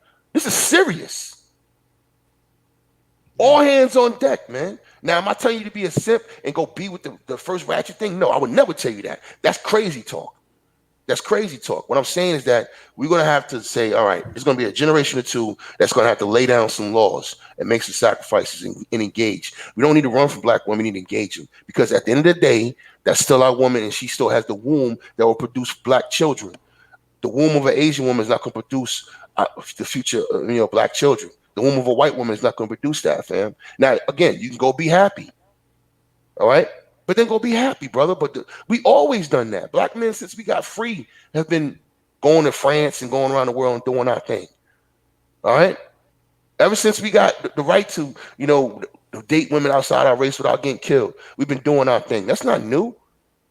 You know what I'm saying? That's not new at all. So just do your thing. What's new right now is we got niggas promoting it, just like the fucking women were doing. And my question remains: how are you any different than the crystalline Carrisons? Well, see, this is the thing. We, like I said earlier, we have a tendency to bastardize shit, right? And you know, when you're doing irresponsible shit, you are being a boy. You're not being a man. I mean, you running around here and you got 25 baby mamas. That's not man shit. It's not. Because basically, that's evidence that you pulled your dick out 25 times raw and didn't give a shit. Yeah, you didn't give a shit. You weren't you weren't responsible. And like Brother Jay Shine said, when you're a man, you're responsible at least. Now, I'm not telling you not to go out there and screw holes. I mean, screw as many holes as you want, but don't be bringing in children that you are not prepared to take care of. You aren't set financially, mentally. You haven't matured enough. I mean, that's little boy shit. That's what little boys do. Pull out their fucking pee-pee at the drop of a dime and shit, all irresponsibly, pissing on their leg and shit and pissing all over the toilet seat. See, that's what little boys do. When you're a grown man, you don't do shit like that. Okay? You're not making these fucked up decisions that's going to fuck with you for the next 5, 10, 15, 20 years. Because, see, as a man, you're supposed to be able to see past this moment. You're supposed to be able to see past instant gratification. You're supposed to have some understanding of your life and have some understanding of time and how the decisions that you make affect your damn life. That's what you're supposed to do when you're a man. Now, I know it's a lot of young brothers out there with, oh, man, I'm a man. They'll tell you that shit in a minute, but they're not doing the man shit. They don't have no money. They don't have no job. They don't have no car. They don't have no fucking priorities in their life. And many of them still living with their damn mama. They're still living with their mama. The 25, 26, 27, 28, 29, 30, living with their mama. Dudes that live with their mama can't tell me shit. You still live with your mama? You can't tell X shit. You just can't. Especially if your ass 35. You 35 and you still living in mom's basement? I can't listen to you, brother. I cannot. I cannot listen to you because see, you living in mom's basement already lets me know that you aren't even responsible at all, or you don't have the will, the drive, the ability to have your own shit. Because see, you still living with mama, okay? And most men ain't living with mama, especially not when they're 35 and 40. Now, it's one thing if mom lives with you. You got a house, mom hit some hard times, she's sick, you need to take care of her. That's different. But if you still living in the fucking house that you were living in when you were a kid, and you still there now, and your ass 40, I can't listen to you, man. I just cannot. Because see, you're still living like a fucking boy. Do you understand? You're still living like a boy. You're still living like a boy. So you don't have any manly qualities. I don't care how many holes you drag down there in mom's basement. That doesn't mean shit to me. Yeah, that doesn't mean anything to me. You're dragging them into mom's basement. You're not bringing them to your crib. You dragging them down into mom's basement. Like, come on, man. You know, because see, one thing we got to do is, man, hey, what's good, Candy Damn Man? You bringing your ass up here next week, brother. You owe me a show appearance, brother. I ain't forgot. But yeah, I mean, as a man, there's certain things that you have to look at yourself and say, damn, you know, look at the quality of women that I have. What does that say about my manhood? Because any woman that's willing to come in mom's basement to see your ass, she ain't shit anyway. Hey, can I say something real quick right there? She done been in a lot of men's basements at that point. Go ahead. Can I say something about what you just said, X, real quick? Go Because ahead. a lot of brothers think, and this is some real talk I'm about to give you. A lot of brothers think that they're the man because they're hitting, and that's an immature way of looking at things. We're in whore culture right now. We're in whore culture right now. Women prey on men too. Sometimes you would do, you know what I'm saying? And they want to get their rocks off. They want to get their thrills, you know what I'm saying? They want to get off for thrills. So that's why they will just give you what you call easy sex. And you thought you were winning and you thought you did something special to get that. And then you really didn't. If you think about it, you didn't do nothing special. You just happened to be in the right place at the right time. My point is, if it wasn't your basement, it would have been another nigga's basement. You understand what I'm saying to you? So if you can agree to that, because if you're gonna call her a hoe, right? If you're gonna call her these things, understand that you were just in the right place at the right time, brother. You didn't do anything special. So yeah, you got your nut off, but a lot of these women are using you for sex too because they're in whole culture. All right, their sexuality is all over the place. They just doing whatever they want to do. They have no chastity. You know what I mean? They don't understand what it means to reserve themselves or not and keep their legs closed and all that kind of shit. So they just doing what they want to do, and they want to have, they want to practice what they saw on the porn, just like you do. Just like you saw the porn and you wanted to ejaculate on the girl's face, she want to get ejaculated on. You understand? So this is all practice and it's all behavior that's going on. And so when you put yourself in that position, which is fine, if you want to get you some trim, get you some trim. You know what I mean? But just understand what the situation is. That's all. And that's part of being a man. You got to know what's going on around you at all times. You got to know what situation you're in, what you're dealing with, and dragging a chick down to your basement. Understand what that situation is. Next time, all these niggas out here in jail who lost their jobs or lost a pot of money dealing with a chick that he was once in bed with all the time, having sex with her, and now she claiming that he raped her because he got big paper, or she just acted out and want some attention, and then she claimed some shit happened at the job. He's harassing me, all this other shit. When her emotions shift, you see what I'm saying? But you were just winning a week ago, right? You just had it balled up and bent over a week ago. So it's not about the sex, fam. It's about the situation. It's about controlling your environment and trying to. Because again, you bring that woman in your basement, you can't control what goes on after the fact. You can't control what happens if you're not wearing a condom. You can't control the STD she might give you. You can't control the words that come out of her mouth, what she might say about you to other people. You can't control none of that shit. So you got to be careful. That's all I would say. So put a condom on, have your fun, but understand the situation you're in. Did you really pursue that woman and win her over, or did she, or were you just something to do? Because we're dealing with hoes right now. Yeah, because if she coming down in your mama's basement, how many other people mama's basement she been in? I mean, you have to kind of look at where you are in life. And I know sometimes we kind of overinflate our own goddamn values and shit at times. Now, I'm not one to tell you to devalue yourself as a man, but at the same time, you have to kind of position yourself, man. And like Brother Jay Shine said, be aware of your own self. I mean, Yeah, don't be a grown ass man, but making stupid little boy decisions, man. Because one yeah, thing my father used to tell me all the time, it's easy. It's easy to freaking look at a boy and think he's a man. But you never get a man confused with a boy. Because you look at some of us, we big, we're 6'5", we weigh 250 pounds, and we're 16, and we kind of look like a man. But we're not a man. We're not. But when you a man, it don't matter if you're 5'6". If you're doing the shit that a man does, you're a man. So you never mistake a man for a boy, but it's easy to mistake a boy for a man because see, men and boys, we make different decisions. We do. I mean, and like I said, a lot of us, man, just need to grow the fuck up because, like I said earlier, homosexuals are just little boys who never grew up.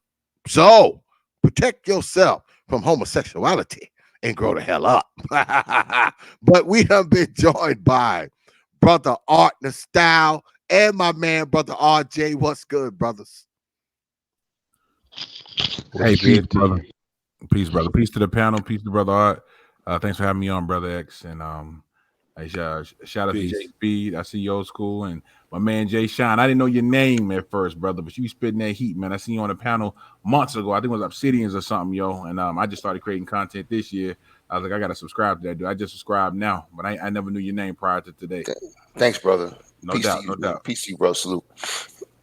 So let me ask you, brothers, being that you just hopped on here, what do you think about this boys to men thing as far as black men are concerned? I think that there's a level of immaturity that we're seeing in certain sections of black society.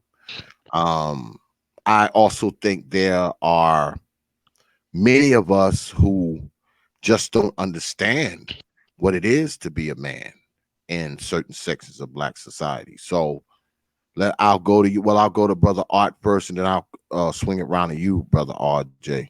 So, Brother Art, man, what's your take on this whole boys to men thing? Isn't that a group from Philly?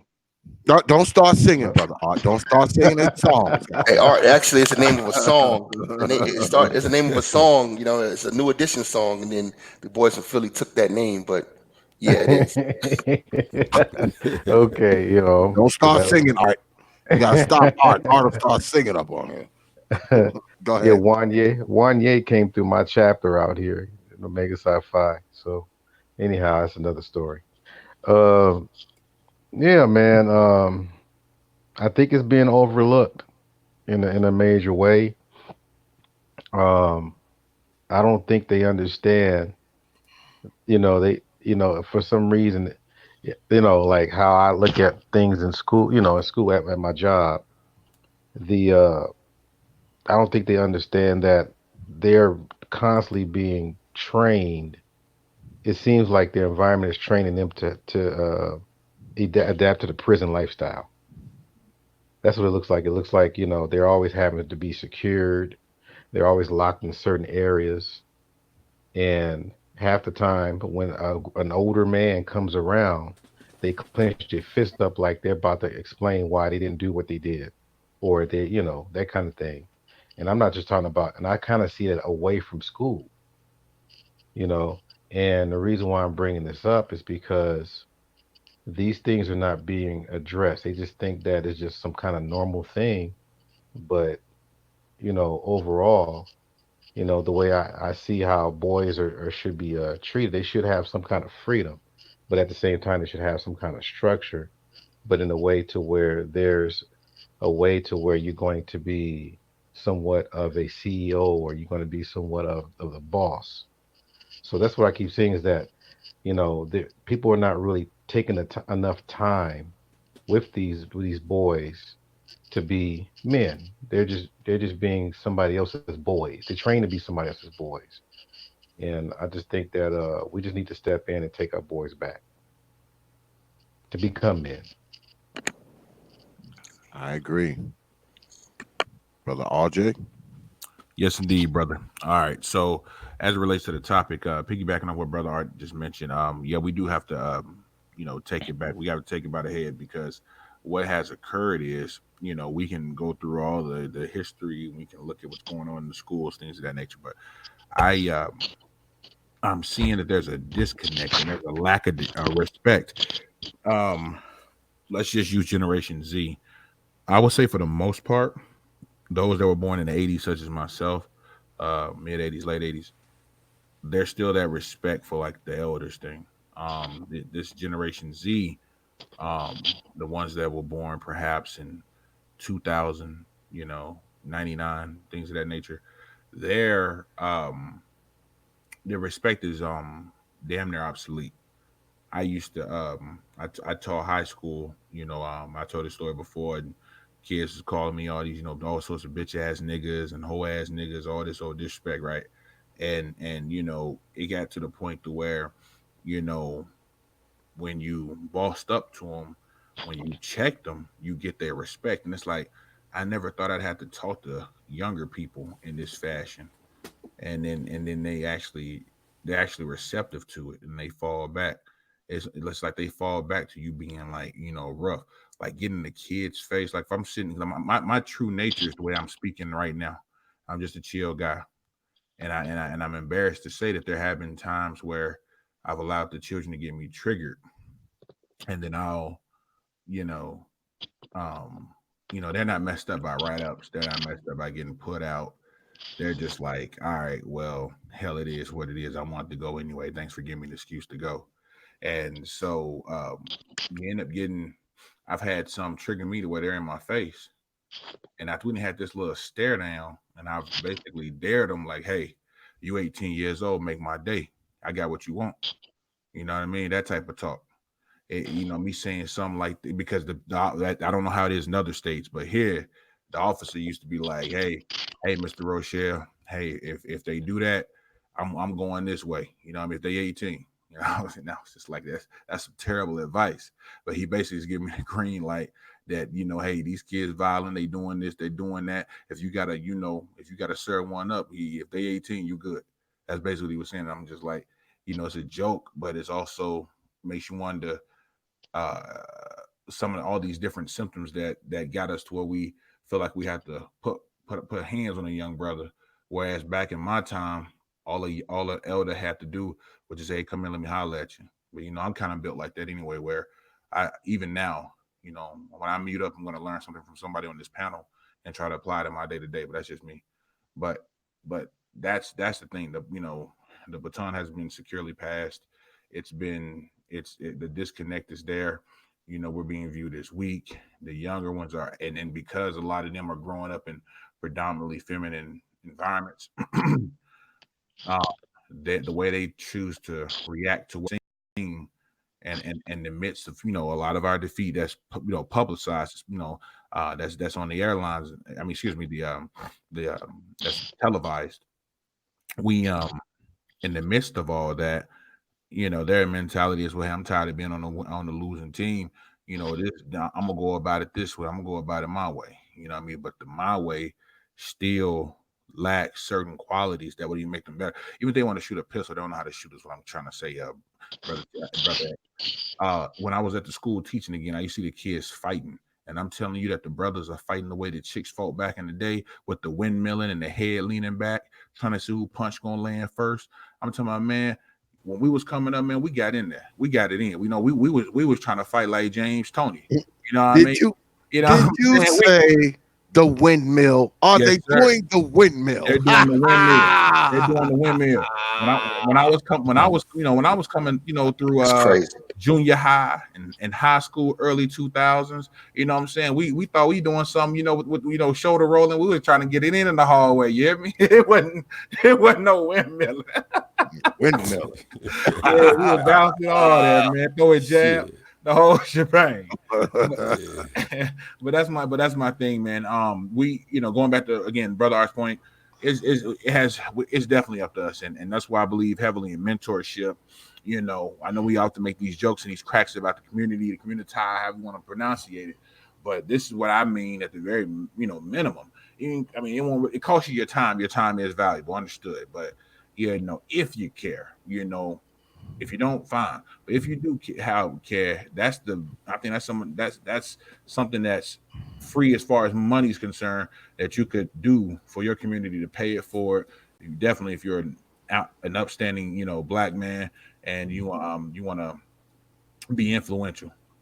Yeah, he's absolutely right. The little girls are fighting harder than the little boys, man. I'm talking about, man, we too busy cursing and fussing, calling each other bitch ass nigga, walking around in a circle. And sometimes the girls just straight up getting it in. Yeah, they knuckling up, Is man. that walking while we walking around in a Yeah. circle? What you Yeah. want to do? The Yeah, girls well, are like, Panel should knuckling be up. girls to men. Exactly. I seen some girls throw. I seen some reminds girls me of throw when some we were punches. I'm little. like, man, she weaving and bobbing. You know Yeah, what I mean? man. You Yeah. know that shit when you was little, when you was like 6 or 7, you would take the stick and put a stick on each other's shoulder. And well, I don't know if y'all did this, but we did it. But you I know what don't you're talking go, about. don't be telling our age now, goddamn You it. put a stick. You put a stick. You put a stick on each other's shoulder, and the first one to slap the stick off, the fight was on. Fight was Yeah, on. draw a line in the dirt and cross Yeah, the you line. cross that line, y'all fight. It's like, Yeah, I think that shit came from people saying, uh, people used to always say, hey, don't start the fight, but make sure you end it, right? Or so you can always say, well, he hit me first. Because I know when we was coming up, it was like the hell with the stick on the shoulder.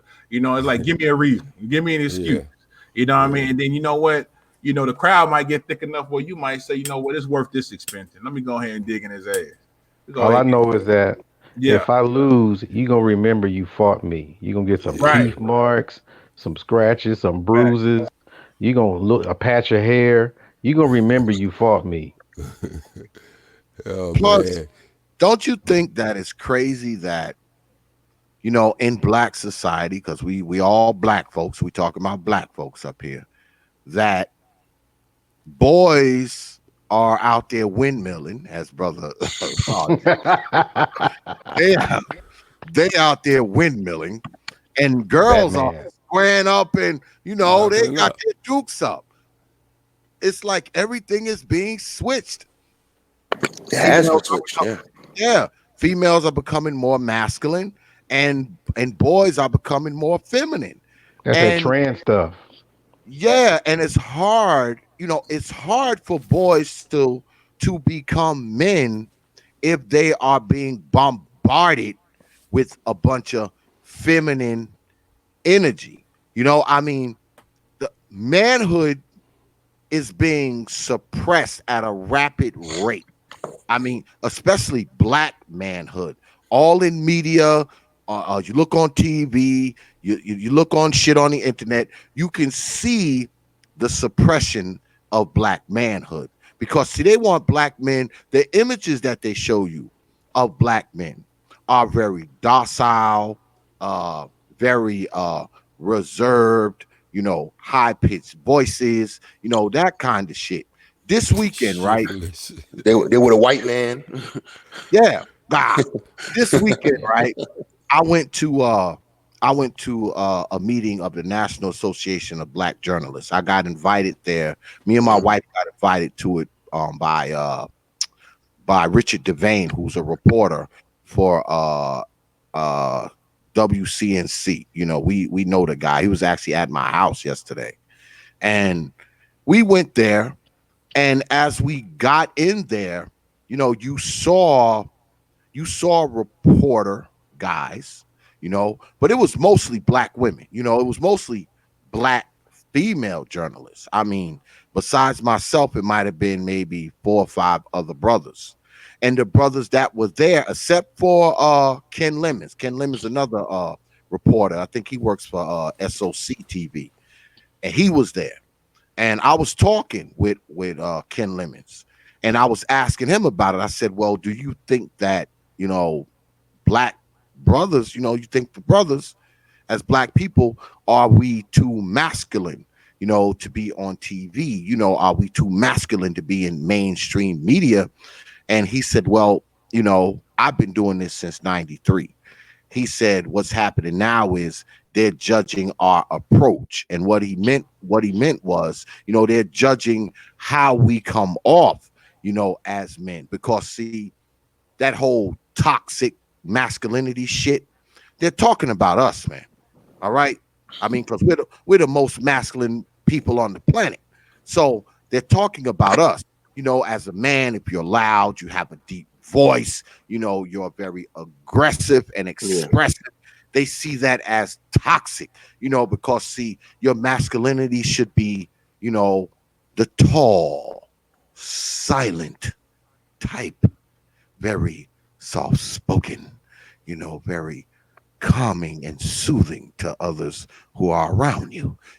Not like the old silverback gorilla type motherfuckers like we are, where we run in and we displace others and we make a lot of noise and we talk a lot of shit. See, that's toxic because see, the world isn't ready for that. But see, the world is not ready for that if the face of the man is black. You understand? Because see, when white folks get a cold, black folks get the flu and the pneumonia at the same time. So they're targeting white men. So we as black men are feeling it even worse. Why? Because see, even white men have control over their society. Black men, not so much.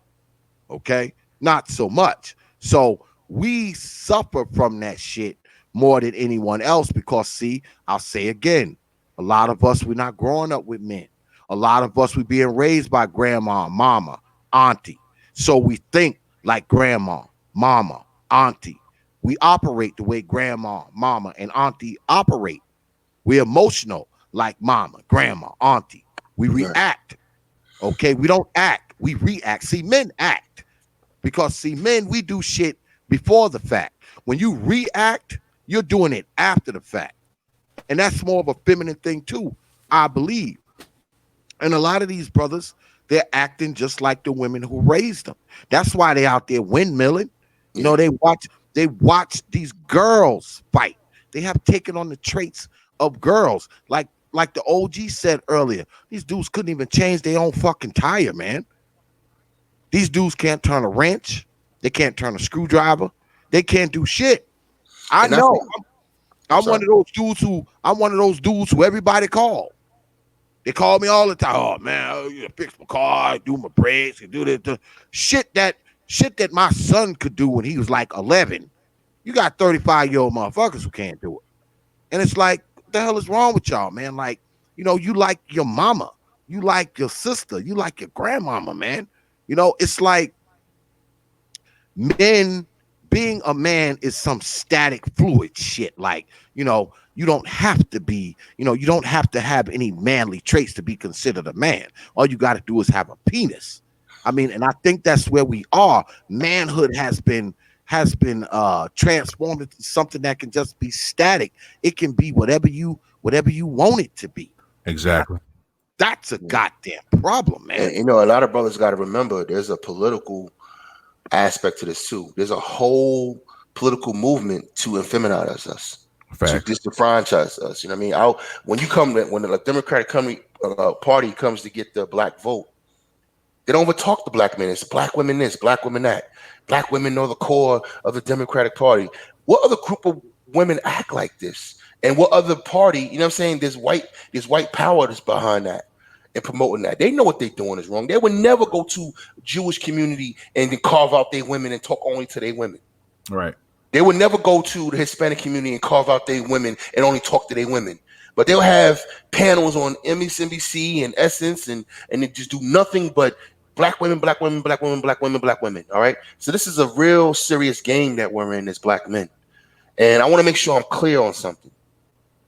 I'm not going to tell a brother to not date outside his race. I would never tell a black any man to do that, because the person who dates outside their race the most out of all the groups are white men. Why? Because they have options.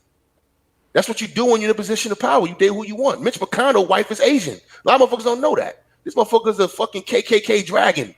We got an Asian wife. You see what I'm saying? It doesn't matter who we got in here cooking for us and folding up our goddamn socks. That's not our fucking, you know what I'm saying? That's not our, I don't get into that. I get into the promotion of it. See, men do what we do. All right. If I'm in a group of men and we talking about shit and we can talk about it, right? So oh yeah, you was over in Australia. How was that? How was the women out there? We can have that conversation. But as soon as we append to what our experience was to fuck these black bitches, you know different than Chris from Kerosene.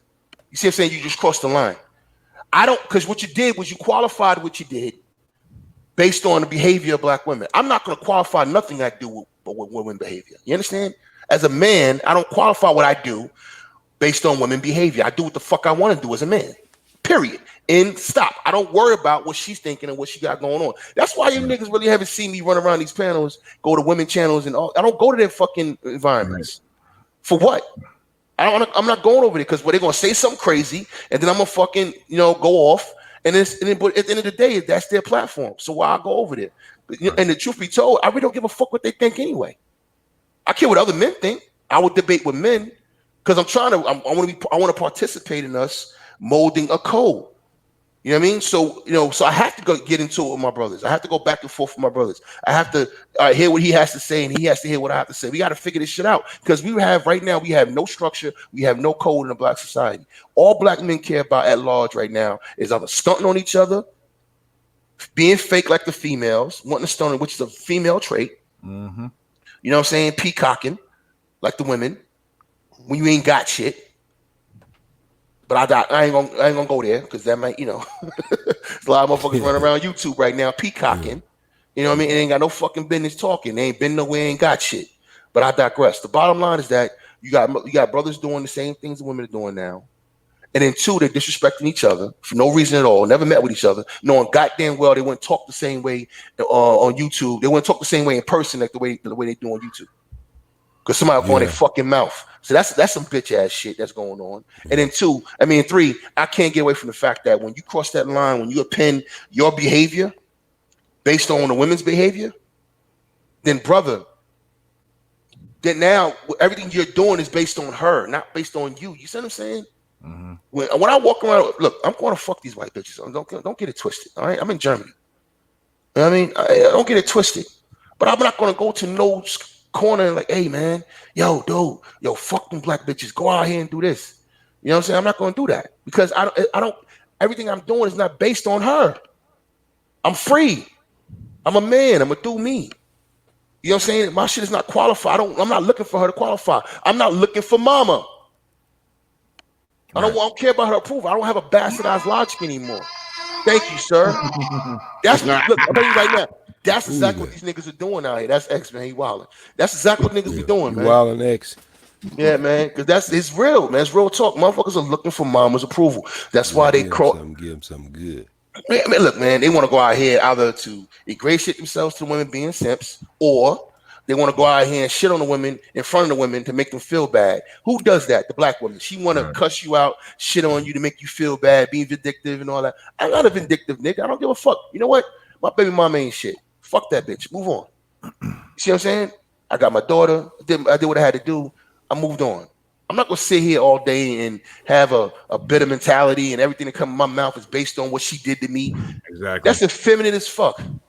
Exactly. And I like to say to the brothers too, you make some good points there, brother. And that's one of the things, I always say it's simple. I'm a simple person. I always say you get a brand new car, you don't see nobody spending a lifetime talking about how bad the car they just traded in.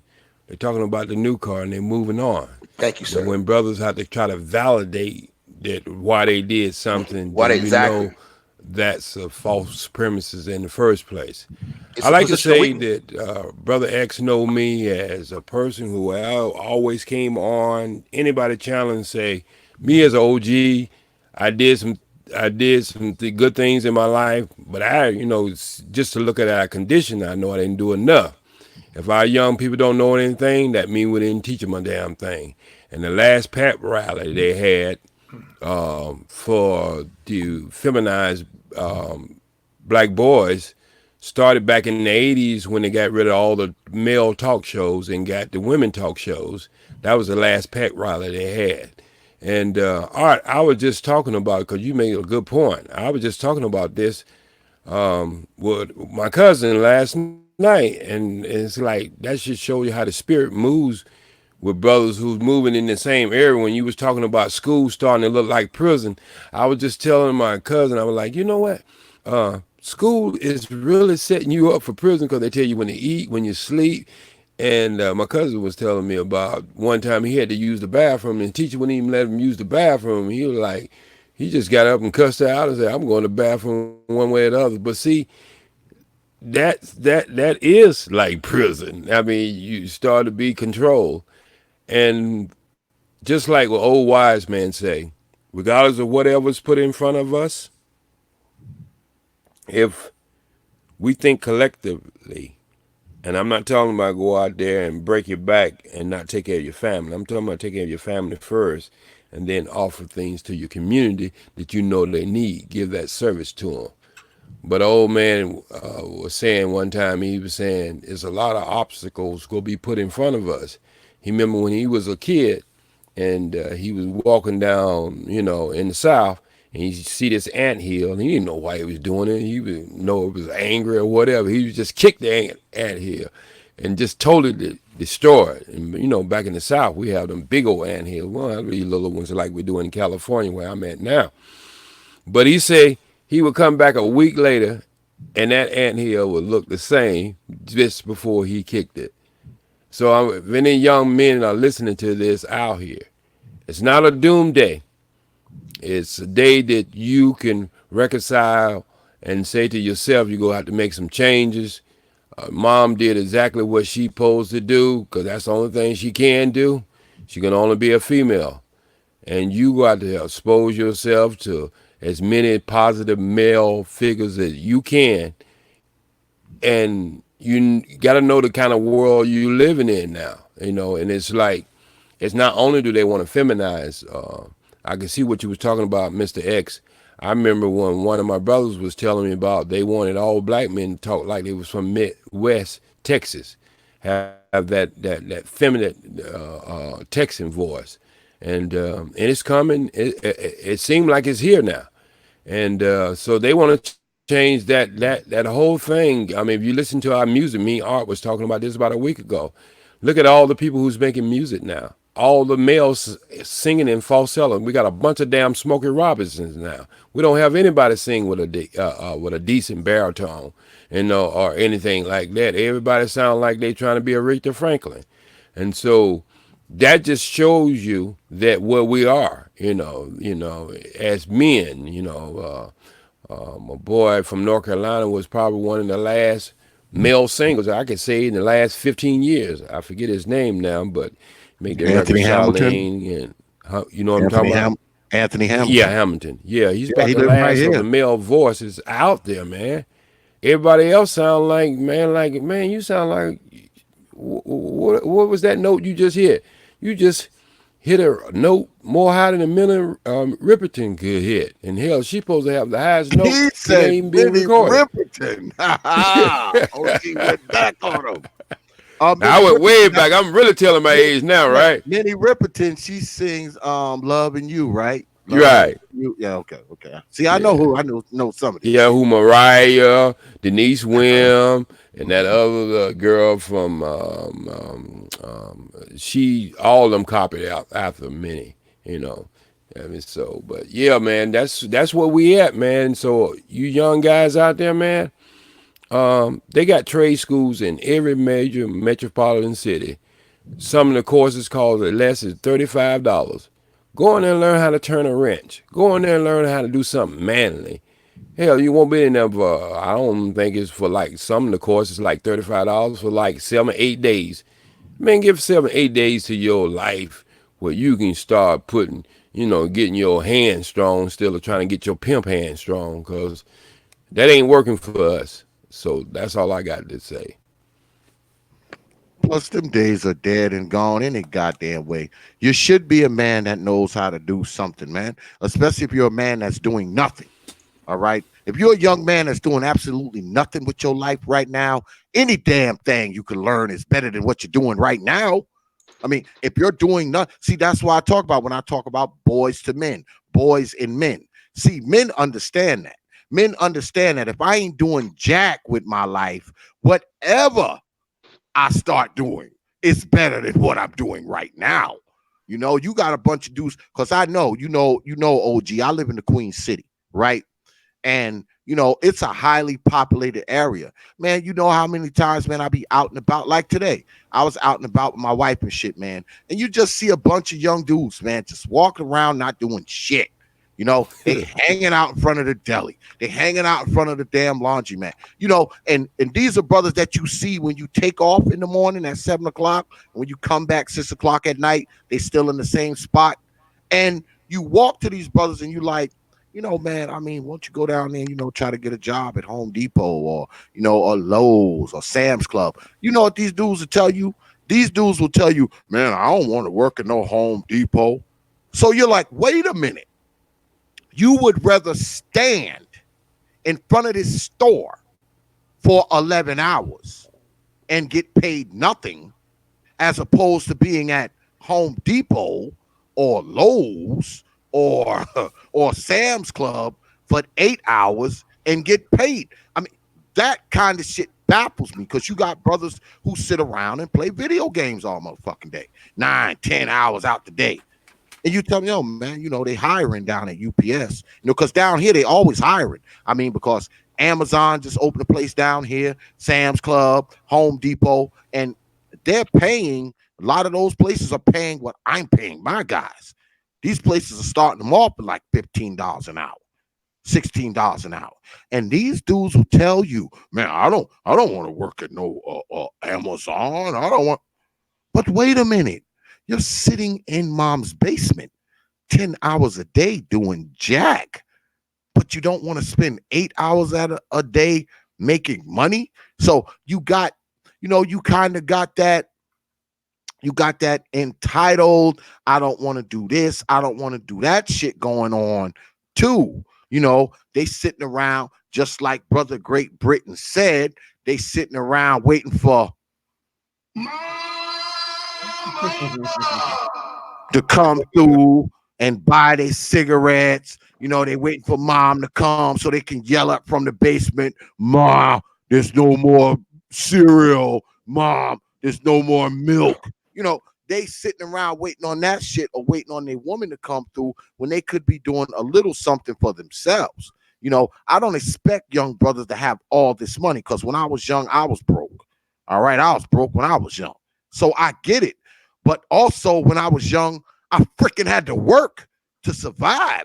I didn't have the luxury of laying in mama house and eating all of mama food and driving mama car and mama buying my cigarettes. I mean, I don't know what that feels like. So I guess that life is so good for these male boys, okay? Because that's what I'm gonna start calling them, male boys, MALE, male boys. All right. For these male boys, I guess that's the life. It's too good. They don't want to go and get a job. They don't want to go and learn a trade. They don't want to go to because we have job expos down here like all the time. And I go sometimes just to see what they got going on. And I own my own shit.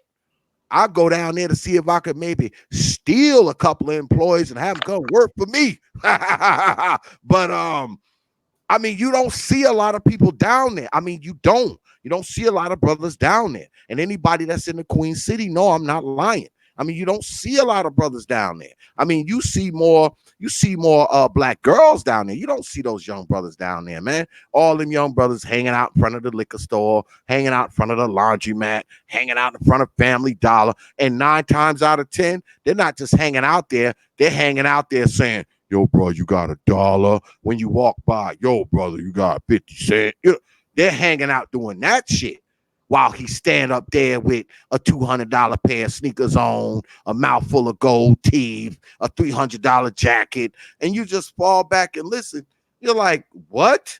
man, you better take one of them damn gold teeth out your mouth and go pawn that shit. I work for my shit.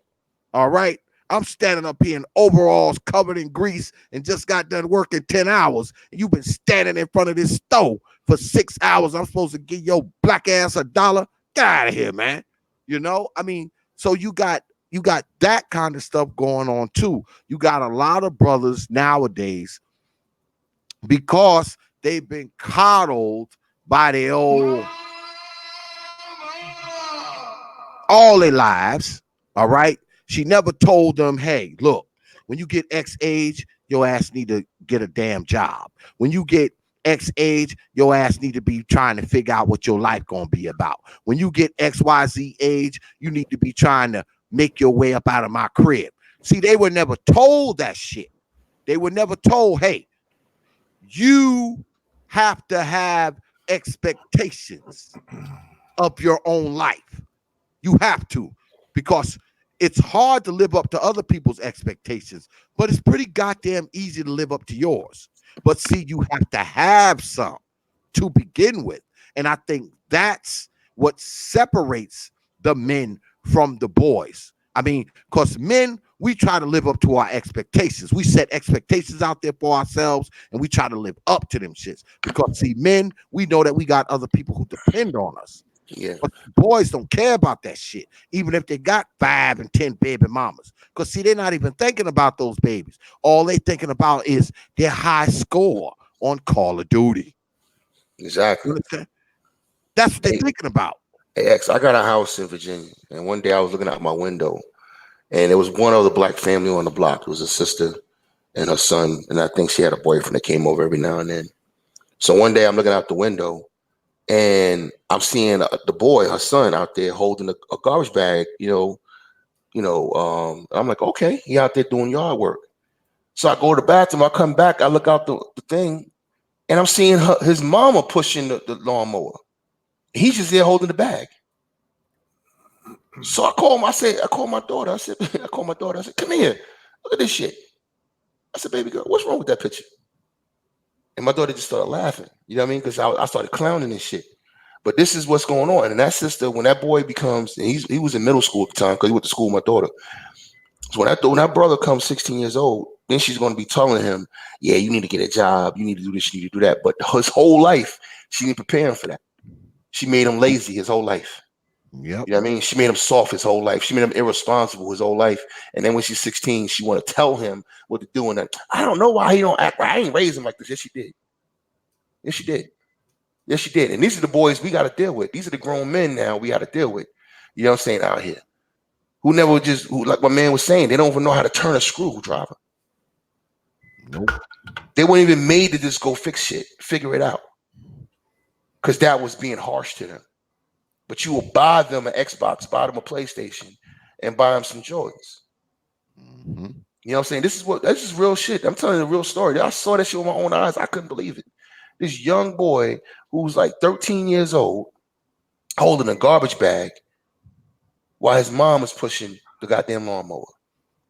And I mean, brother Jay Sean, what they don't realize, man, is when they allow this shit, when they're complicit in this shit, all they're doing is ruining these boys, man. Exactly.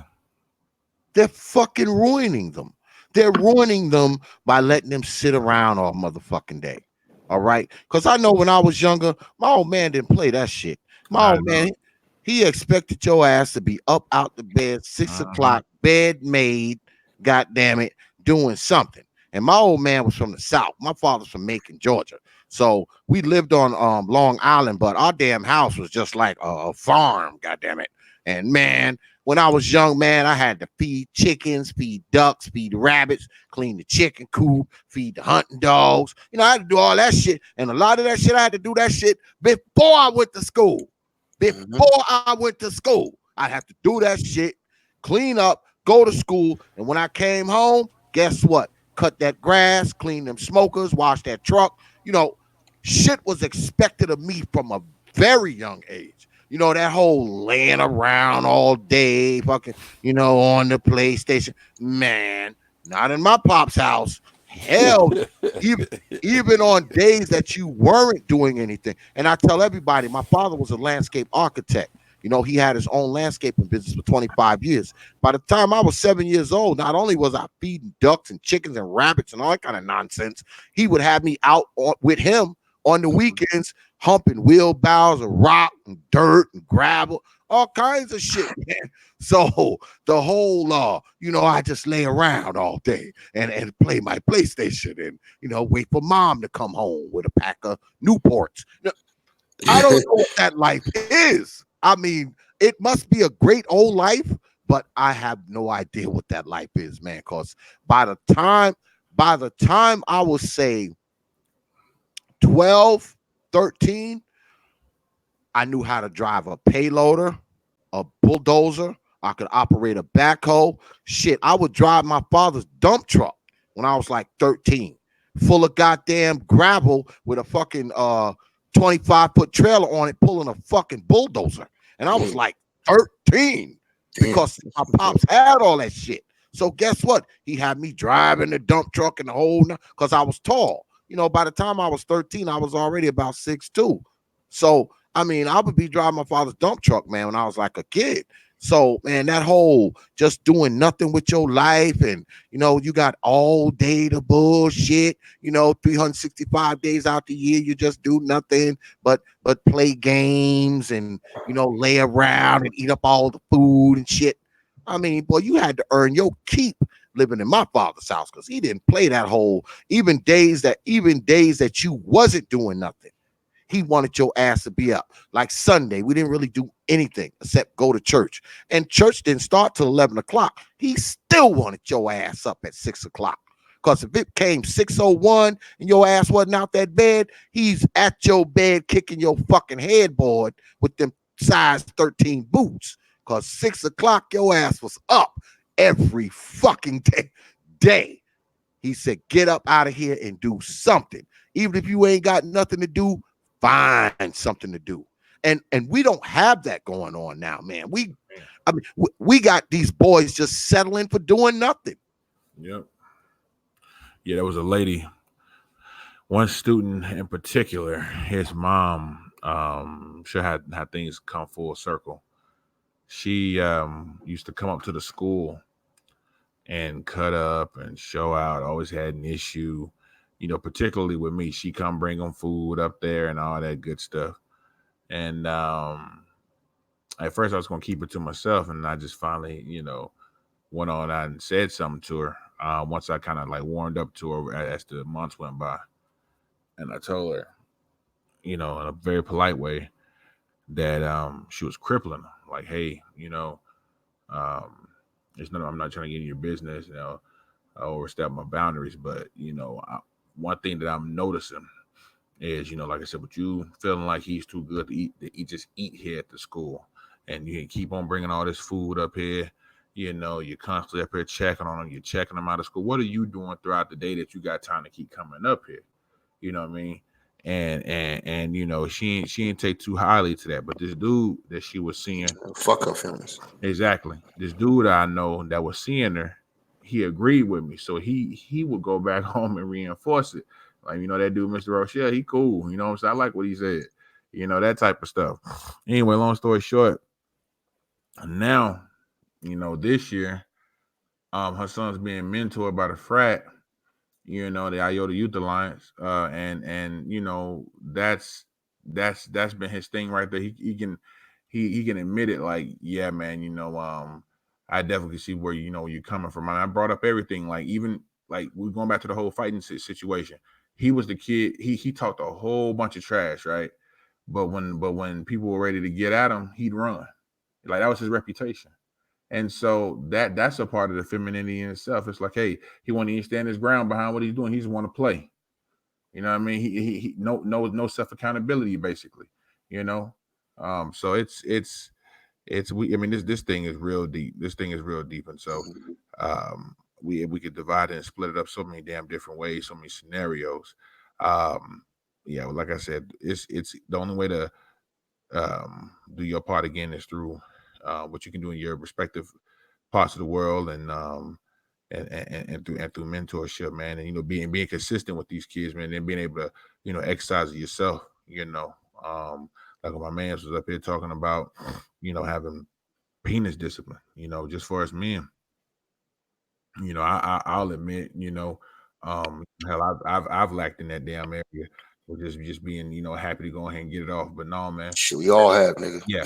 But you gotta, but when you get older, I ain't too old. I'm in my early 30s, and I definitely see the importance and the power. And back then, you look at it as, perhaps getting curved, or you like, damn, I ain't get to do what I want to do. But in reality, a lot of times it can be a favor, So yeah. So that's just self-realization there. But yeah, man. Yeah, we got to hit this thing some kind of way, and it has to go with this generation. This generation Z. It's gonna be, I think Brother BGS mentioned that after Z, it's a wrap, and I see why the brother would say that. I agree with him. If you think about it, though, Generation Z is black pill. They don't care about anything.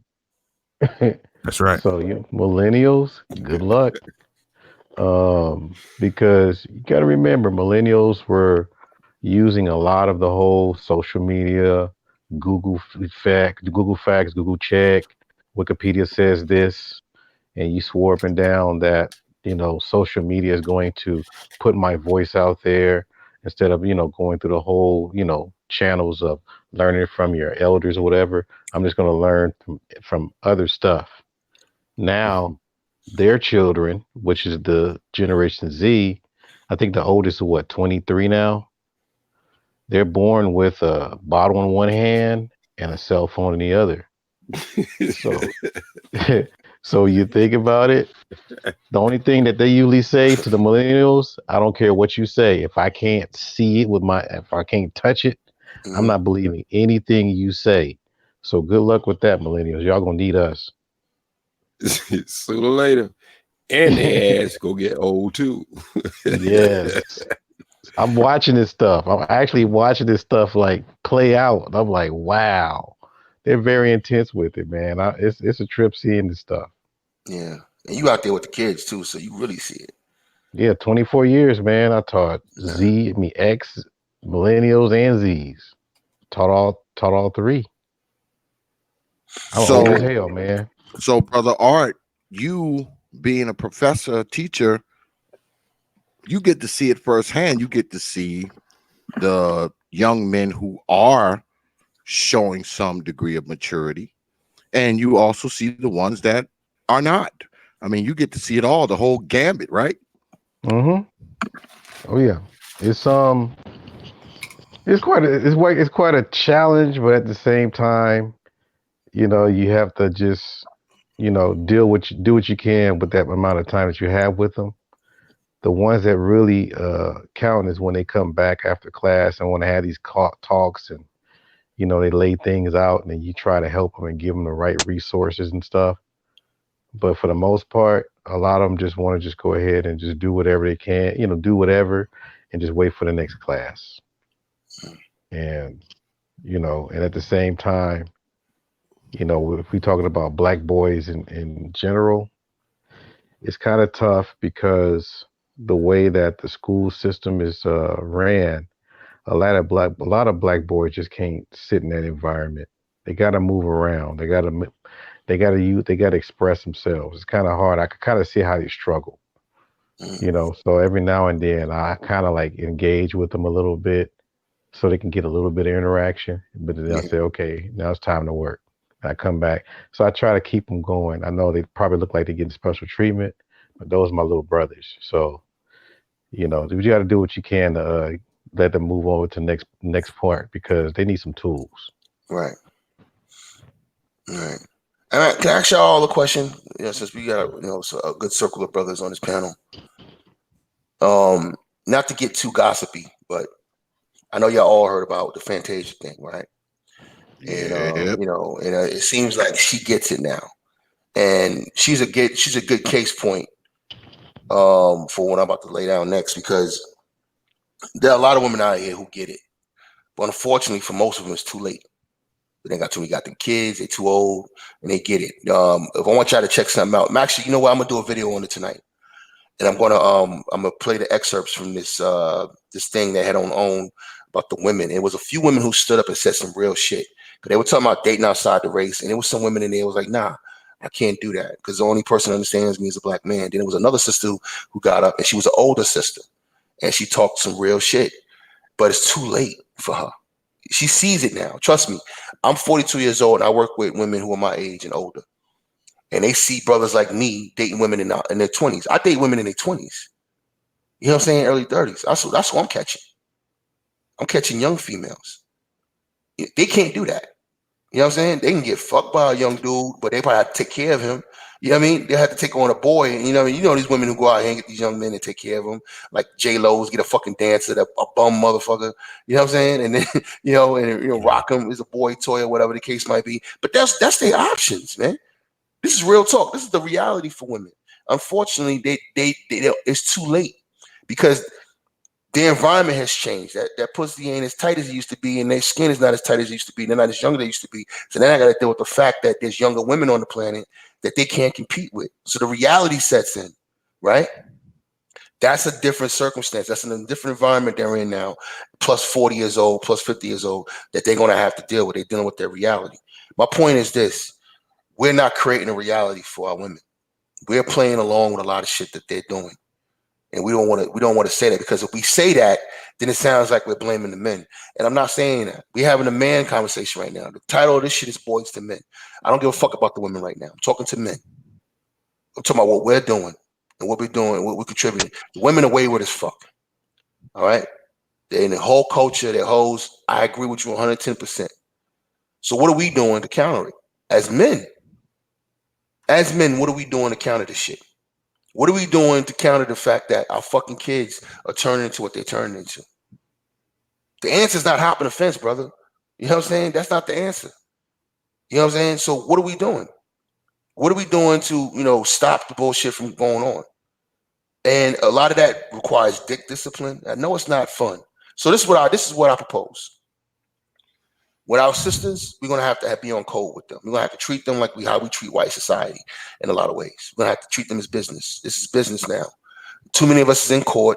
Too many of us are getting our checks garnished. Too many of us are paying child support and all that bullshit. So this is business at this point.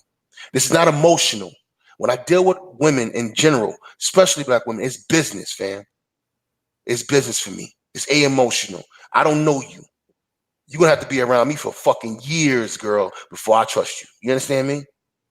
That's how it's going to have to be with the sisters. That's how it's going to have to be. Because as the Fantasia has proved, and as those older sisters who stood up and on OWN, and when women had that, dating conference, whatever they were talking about, when they had that video the videos go out, they showed you they get it. There was another sister talking about how, she was promiscuous and how these children and she messed up. But it's too late, sister. You got too many goddamn kids. You know what I mean? Like, you want somebody to come in and save you, and it's not going to happen. But if the women are willing to talk and teach the young girls, that their ways are wrong, then we might have something to go with. You know what I'm saying? We need our sisters to come in and train these other young girls. But us as men, our part is to stop participating in the fuckery. Stop having unprotected sex with them. Stop getting them pregnant. You understand? Do everything on your terms. Period. All right? Stop being afraid to go in that courthouse, man, and get your kids if you have to. Don't be afraid to tell a bitch no. Learn how to pull your pants up. If you fucking a chick and she say something crazy, get her ass off you. Pull your pants up. Can you do that? No, you can't do that, because getting that nut off is more important to you. Matter of fact, pleasing her is more important than you. Yeah, man, I made her come like 5 times. I don't give a fuck. I don't care if you made her come 0 times. That's your fucking business. See what I'm saying? Niggas is out here talking like women and don't realize it. You talking from a female position and don't realize it, man. If everything that comes out your mouth is based on what women did and decisions you made after that, or if everything that comes out your mouth is, what you did to make a woman happy out of your mouth every 2 fucking minutes, nigga, what is your existence? Your existence is to be a pleaser to women. I'm a builder. Any brother who want to come build, come fuck with Jay Sean. I'm ready to build, man. I'm ready to lead. Because I'm telling you right now, leaving America and being in the world of men, I've always competed in the world of men. Even back in the States, I worked in the world of white men. Never arched my back, never bent over, never kissed ass. Now, and I work at the heights in my industry. I work with the top brass, and I got to watch men of power and how they operate. That's one thing I want to say. Now that I'm outside the country, I can look back at it and see how other men operate in other societies. So when I go to France, I see how the men operate. I see how the men operate in Italy. I see how the men operate here in Germany. I'll be going to the Netherlands soon. I'm not just going there to party. I'm going there to observe. I'm going to see how other societies operate. I see how the Turks and the Syrians operate here. You got Syrians in this country who are broke as fuck, and they operate like men. They don't give a fuck what their women think. I don't operate from a position worrying about what she thinks or what she did. It's going to be our way or the highway. That's what I want black men to understand and try to get to, because I see now clearly I'm well-rounded in this shit. I see what's going on in the world and how things work, how they really work, how other groups work. You can go on TV right now and you can watch videos of Middle Eastern men slapping the fuck out of an Arab woman. You can watch a Korean man take his goddamn flip-flop off and slap a Korean chick in the face and all that. But you know what you can't do? You can't touch him. That's how men operate. These are our women. These are our children. There's no way around that. If there's a way around that, then I need you to drop the word black. When you talk about who you are as a man, drop the word black. Just be a man. Because if you call yourself a black man, that means you come from a group, fam. You come from a group of people. And a group of people have two different sexes. I know they're telling you something different, you know what I mean, out here, but there's only two sexes, male and female. And that's how we procreate. This is basic shit. There's nothing fucking complicated about this. We making it complicated. Why? Because we thinking like this confused bitch over here. Let her be confused. You set hard targets, hard lines that cannot be crossed, and you stand on your goddamn square, and you will see a change. It won't change overnight, and I know that's unfortunate. A lot of niggas are not going to. A lot of these females are not going to change overnight, and like I said, for a lot of them, it's too fucking late anyway. And don't fret, man. This is the most. Look, I'm telling you right now. Here's the happy side of what I gotta say.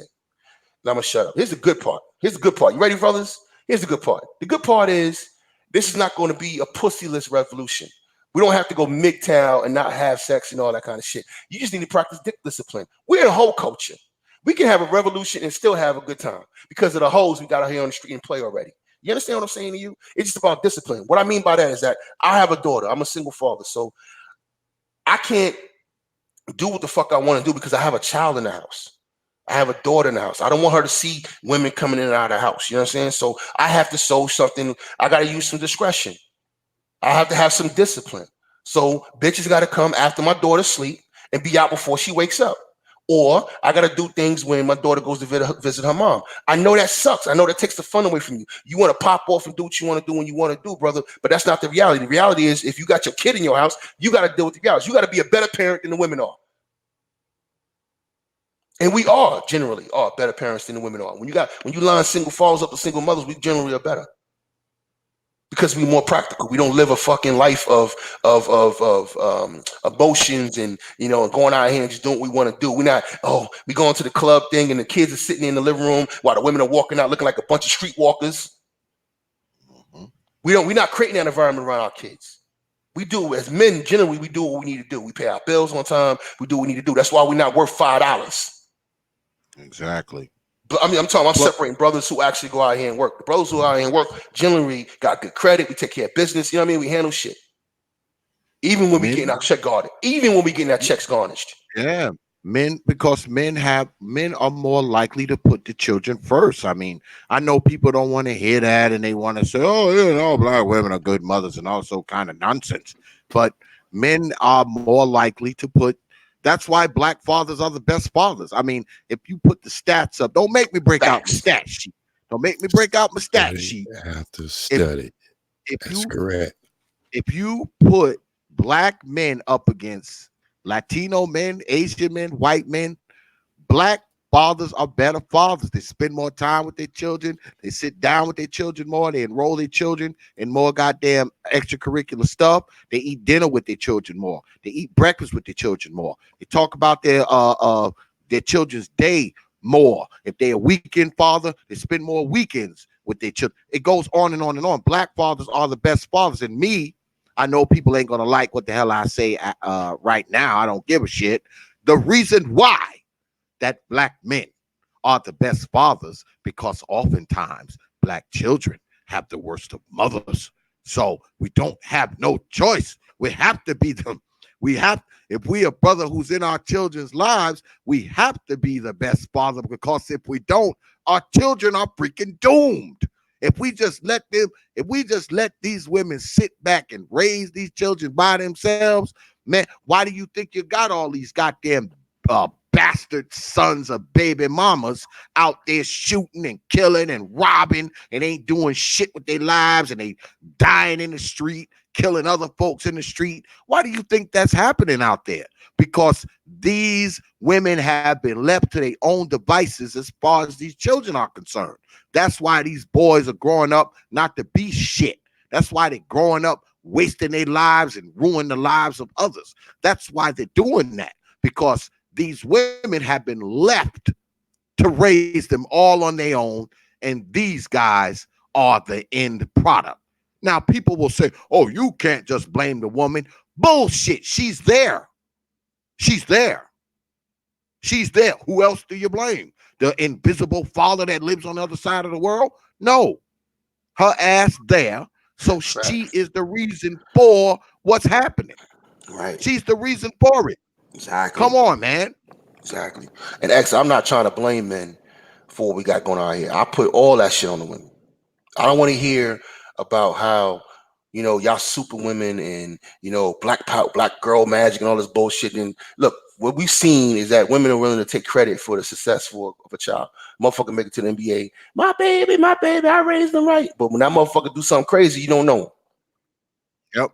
You know, what's wrong with that? You know how low you got to be to have that kind of, way about you as a group of women. You know how fucking low you got to be, to operate that way. But this is normal now. So look, This has been going on for 60 years, 50 years, right? You know what I'm saying? And the reason why I'm the way I am is because when I was coming up in Brooklyn, I was born in 77. There was still J Speed type brothers around who were stern and manly. You know what I mean? Yeah, and I saw how they operate, even when they were broken down, brothers, even when they went winos and, and life kind of, took them down. Because being a black man in America is hard. It's not easy. It's a lot of shit they go through. Why I can say that? Because the brothers that I met that work here at the auto shop down here at fucking Wiesbaden Airfield, the brothers that's down there at the auto shop that been here since the fucking 80s, these older brothers, the first thing that come out their mouth when I talk to those brothers is that I like being over here because I don't have to deal with the disrespect of the women. And I'm not getting pulled over and dealing with the police. That's your life in a nutshell in America. There's your challenges. The first interaction you're going to have with white supremacists is going to be either with the police or with the school. Right? That's your first interaction with white society. If you come from a primarily black community, that's going to be your first interaction with white society. And then the other issue is going to be dealing with the disrespectful ways of the women.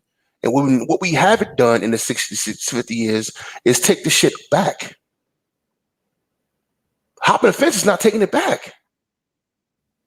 I want to win. I want agency. I want power. And I can't be powerful as a black man, BLACK, without having my community in pocket. If you out here slaying other women and doing what you got to do around the world, and you hopping the fence, dude, you're just an individual at this point. You've left the group, and that's fine. Look, I get it, man. This shit is not easy. What I'm asking brothers to do is not fucking easy. It's hard, and some niggas are not built for this shit. I'm built for war. That's why I'm coming home. I'm not staying over here. I'm coming back. I'm getting my paper up, getting chipped up. I'm coming back to buy some shit. You understand? I'm gonna come back. I'm gonna get back on. I'm gonna get reacquainted with my shotguns, and I'm gonna hold court.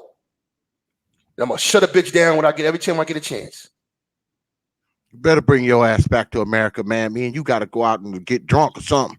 Hell yeah. You know what I mean? And you're gonna see, and then as soon as the motherfucking wayward chick walk up crazy, talking crazy, you're gonna see Jay Sean shut her ass down like I do all the time in real life. I'm hell on this shit. I'm about that life for real because I understand now what's really the problem, what's really going on, and what the solution really is. And the solution is not easy. It's not easy. As men, I watch other group of men operate, and I can't, and I'm jealous. I admit it. I'm jealous, man. I want power. I want agency over my children. I want agency over my community. I want to be able to work with other black men, man, and do business. And I have that shit default. Niggas out here talking about pussy. Every time I turn fucking YouTube, niggas talking about pussy every goddamn minute, man. Pussy's easy. We a whole culture. It was easy back in the 80s. It was easy for me in the 90s. It's real easy now. What? It's not even a conversation to be had. You ain't getting no ass right now. Something wrong with you. It's true. Because they And picking pussy you. don't define you. Pussy don't define you as a man anyway, man. Any motherfucker that got a dick can stick it somewhere. Man, I know a dude that's he's been with 4 women his whole life, man. You know, and I'm not, and you know, we would laugh at that back in the day, right? Because we were immature. But the dude been with 4 women his whole life. He had 2 girls in high school. He got married and then got, you know what I'm saying? Then he cheated on his wife, but he's still with the same woman. You see what I'm saying? So he's only been with 4 women his whole life. Good brother. Not a bad looking brother. He can go out here and run if he wanted to, but he don't want to. Yeah, my homeboy like that. He's only been with like his wife and two other girlfriends before that, man. Yeah, those are rare guys, man. Those are very rare guys. And they sincerely only want one, and when they had that one, they're attached to that one, and that's it. A lot of people are that way, RJ. They don't want to admit it, but we fell into this bullshit where we got to be these super dogs and we all got to have all these mad bitches. Look, if you ain't built that way, you ain't built that way. You see what I'm saying? I was a dog throughout my whole 20s. I ran through them. You see what I'm saying? But I was built that way. I had game and I understood women and I knew how to get at them. You know what I mean? And to me, it was, you know what I'm saying? It was just a game to me. It was fun. And I was taught that, you know, this is what you did coming up in hip hop culture. This is what we did. We got them hoes. We get them hoes. We were doing that since we were teenagers. You know what I mean? But the truth is, though, every time I met a girl I really like, I shut shit down. And I learned that by myself. When I look back on my life, I say, yo, man, you really a monogamous type dude. I like peace, man. I do. I like structure. I'm a structure man in all aspects of my life. I have structure with my finances. You know, I have structure in every aspect of my life, but I didn't have any structure when it came to my dick. Thus, the fact that I have a baby mama. You see what I'm saying? You see the ramifications of that? Now, I didn't make that mistake again, but I did make it once because I wasn't living a life of structure when it came to that area. I will blast off and shoot the goddamn club sometime. You know what I mean? Sometimes the pussy be real good. That black pussy be fire, especially when it's 20-something years old. So I'm not going to sit here and preach to niggas and act like I'm holding it now, man. I'm telling you from life experience, man, what we're not doing. And what's going to happen if you go out here and you slip up in the world. Look, the world is what it is. If you was born in 1943, you was born into a world that was going through a World War II. So it means if you was born in 1958, you was 5 years old, 6 years old while there was a war going on. That was your reality. You couldn't sit back and say, damn, I wish things were different. No, nigga, that's the reality. The reality is our fucking women will bring your ass in the court and rape your ass. You dealing in a world of white supremacy and our women are way with as fuck and they're going along with the power. And that's the key to this whole thing. You need to understand women. Women, regardless of their race, lean towards power. They go with the flow. Women are natural survivors. That's what they're going to do.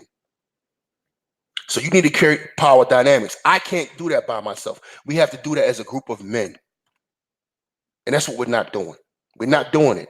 I know why. I know what she's doing. I know that. I get all that. But we're talking about boys to men right now. We're talking to men. And as men, we're not doing what we need to do as men, as a group of men, to create the barriers to the bullshit. You see what I'm saying? We got to stop participating in it. A lot of brothers are good brothers who made that mistake and got a female pregnant. They shouldn't have got pregnant. We've all done it, right? Not all of us, but some of us have done it. Okay, let's move on from that. Now let's go teach the next brother behind you, like, yo, don't make that mistake. This is what you need to do, because I lost a lot of paper. And if you like me, you can count all your pennies, then you can actually tell a nigga the number. Like, yo, man, I lost a lot of paper because of the situation. And the foulest part about it is that I couldn't even decide how that money was spent. You see what I'm saying? Agency. Nah. I seen too many great motherfuckers go down. So when my turn came, I said, nah, fuck this bitch. I looked in the mirror. Let's go to court. You want to go to court? You want to bring the white man to this? Let's play your game. And I'm playing to win. And I won. And you can too. And if you can't win it all, you can try to get some territory back. It's like a football game, right? You try to get some territory. You know what I'm saying? At least try to do that. You got to try something, but you don't sit back and let life happen to you. That's not manly. Exactly. You don't let a motherfucking bitch do what the fuck she want to do to you and take your kids and have who the fuck she want to have around them. That's not manly. You got to fight back. You got to stand in there, man, because that's yours. And when it comes to And our women, don't be listen I'm sorry. and and don't be listening to that old shit that your old be telling you, man. I don't know. Cause she's telling you bullshit, man. Especially if your mama's old baby mama, man. Don't listen to her, man. Definitely don't listen to her about manhood, young fellas. Definitely not. Cause guess what? If she knew anything about men, it wouldn't be 5 and 6 and 7 of y'all with 5 and 6 and 7 goddamn baby daddies. All One of right. If these she knew, kids don't look like she, the other. yeah, because none of these kids look like the other. If she knew anything about men, that wouldn't be the case. It wouldn't be 9 of y'all with 9 daddies and shit. So, I mean, you can't listen to her, man. Are you kidding me? I mean, you better off listening to some stranger dude up the street. And look at it like this. Actually, if they can go along with white society, right, and the rules that they create, right, as crazy as they are, then why wouldn't they go along with yours? See, a lot of brothers are not looking at it right. We create a power dynamic. Where they gonna go? They got no choice. And we ain't talking about hitting them over the head and throwing acid in their face. We talking about holding them accountable and keeping them in pocket. If that's some evil shit, then oh well. Let me call me the devil. God damn it. There it is. But we done been joined by my brother Info Man. What's good, brother Info? It's all good. Can you hear me okay? Yep. Yeah, it's all good. What's going on, Jashawn and everybody on the panel? Yeah, what's going on, man? The bottom line is we can talk till the crows come home, man. What are black men gonna do to create a power dynamic? We already know female nature, that women, they're gonna gravitate towards power, energy that's masculine, if it's proper masculinity, of course. We know that they're going to monkey branch because they're always looking for better resources that they can get. And if black men don't bring power dynamics, then why would you expect them to give you respect? And why would you not expect them to give respect to white men? Hell, think about it. White men are in a position where they're employing people. You're gonna acquiesce to that which is in power. And if white men are in power, our women are going to succumb to that because they want the same.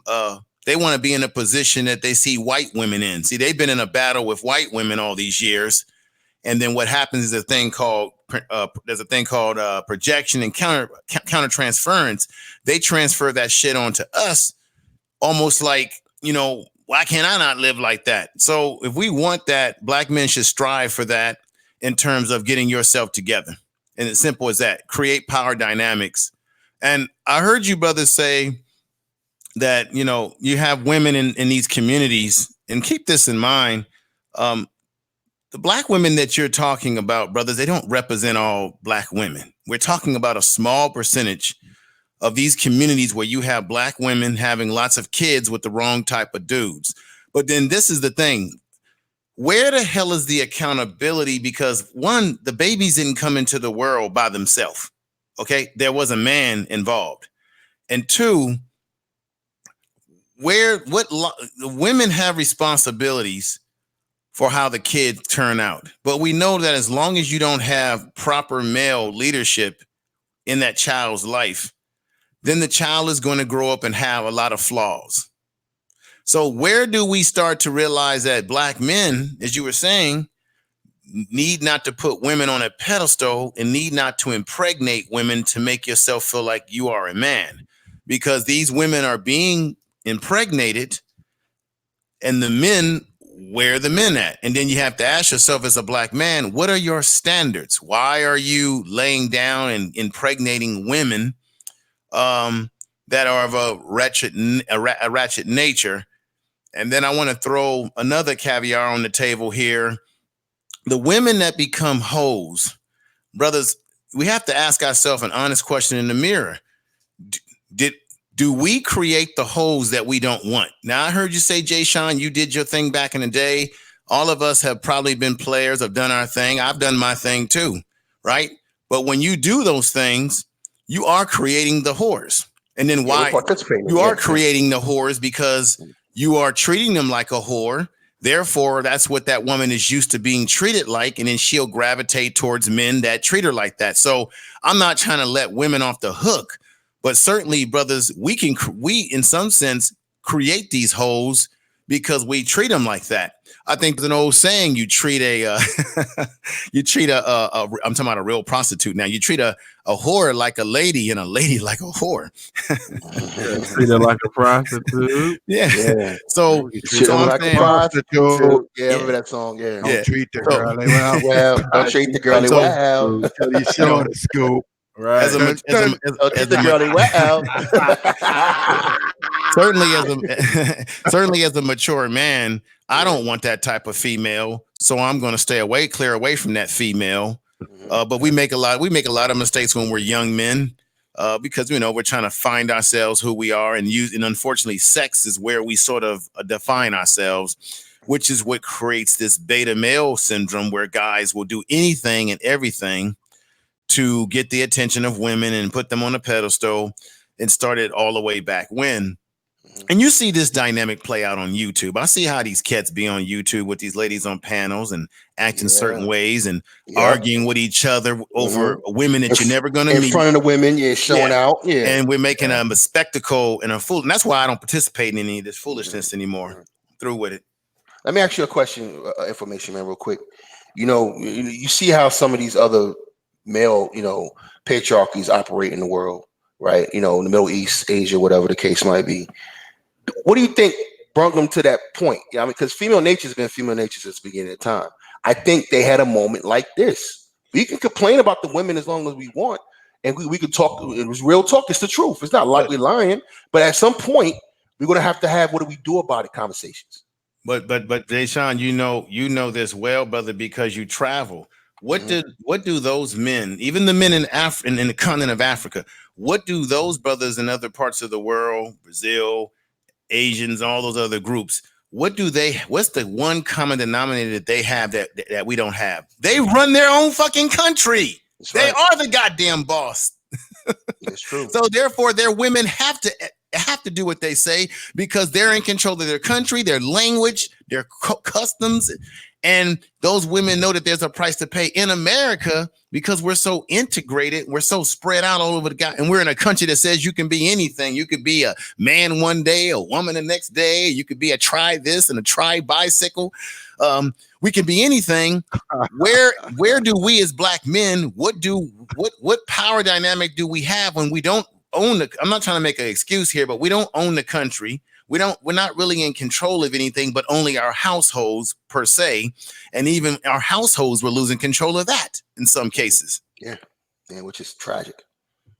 Well, doesn't it all go back to how males are being groomed and raised? I mean, I often say, and I hear other brothers say it too, you often hear, women say, oh, there's no good black men, but a lot of you women are not raising good black men. Right. So, what you're doing is you're sending bad black men out there to, be these bullshit black men raised by you to do the same garbage that was done to you by their fathers. I mean, you're kind of participating in that. So when I hear women say, oh, there's no good black men out there, which is BS, because I mean, statistically, when you talk about, when you break it down and you talk about, the quote unquote losers and the baby daddies and shit, that's a very small percentage of men, because most black men don't even have children. That's just a fact. True. Most black men don't have children. Yeah. So when you're talking about the deadbeat dads and the baby daddies, man, that's a small percentage of people, because most black men, I think somewhere to the tune of 67-68% are actively in their children's lives. So you're talking about a small percentage of men doing all this crazy shit. So, right. I mean, they are choosing, a lot of these women are choosing to be with the boys. That's why they baby mama number 5, baby mama number 10, baby mama number 15. Because when you baby mama number 15, you got to realize that you're laying down with a boy. You're not laying down with a man when you baby mama 15. But Brother Prophet, we have to also look at this too. what caliber of women are you talking about? Because I know where I grew up at, you did have these type of females that were like that because the environment promoted it. Okay, the environment said it was acceptable behavior, unfortunately. But then as you get older and you mature, you travel, you branch out, Mhm. you connect with black women and women in general in different places, you begin to see that there's a bigger world out there where there's different types of women who have different values based on whether a father was in their life, based on their culture that they come from, whatever. They're out there.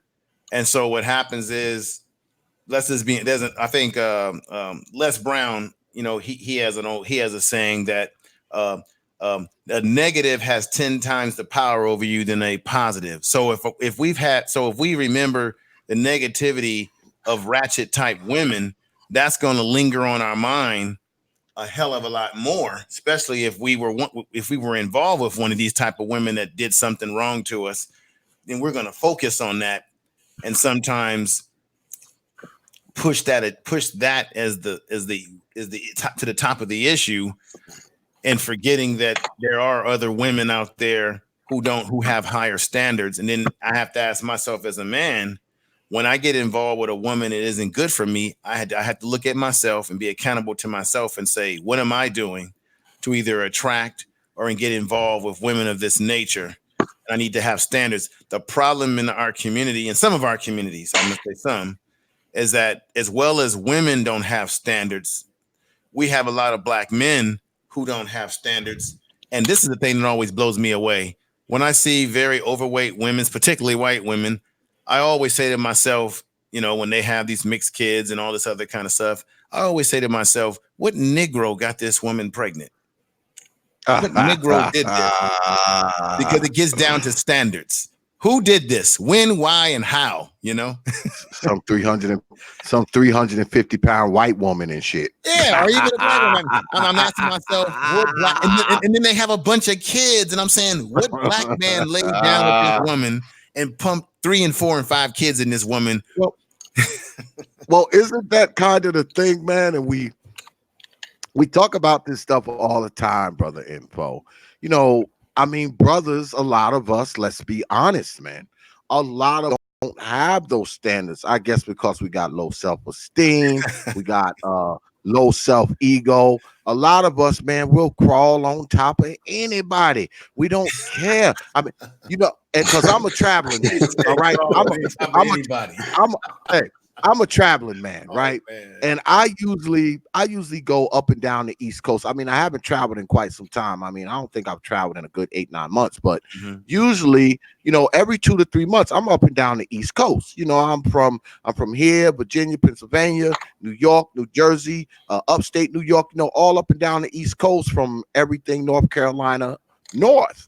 And let me tell you something, man. I have seen some broads, boy, that look like a combination of Godzilla and King Kong and Mothra, a whole combination of that.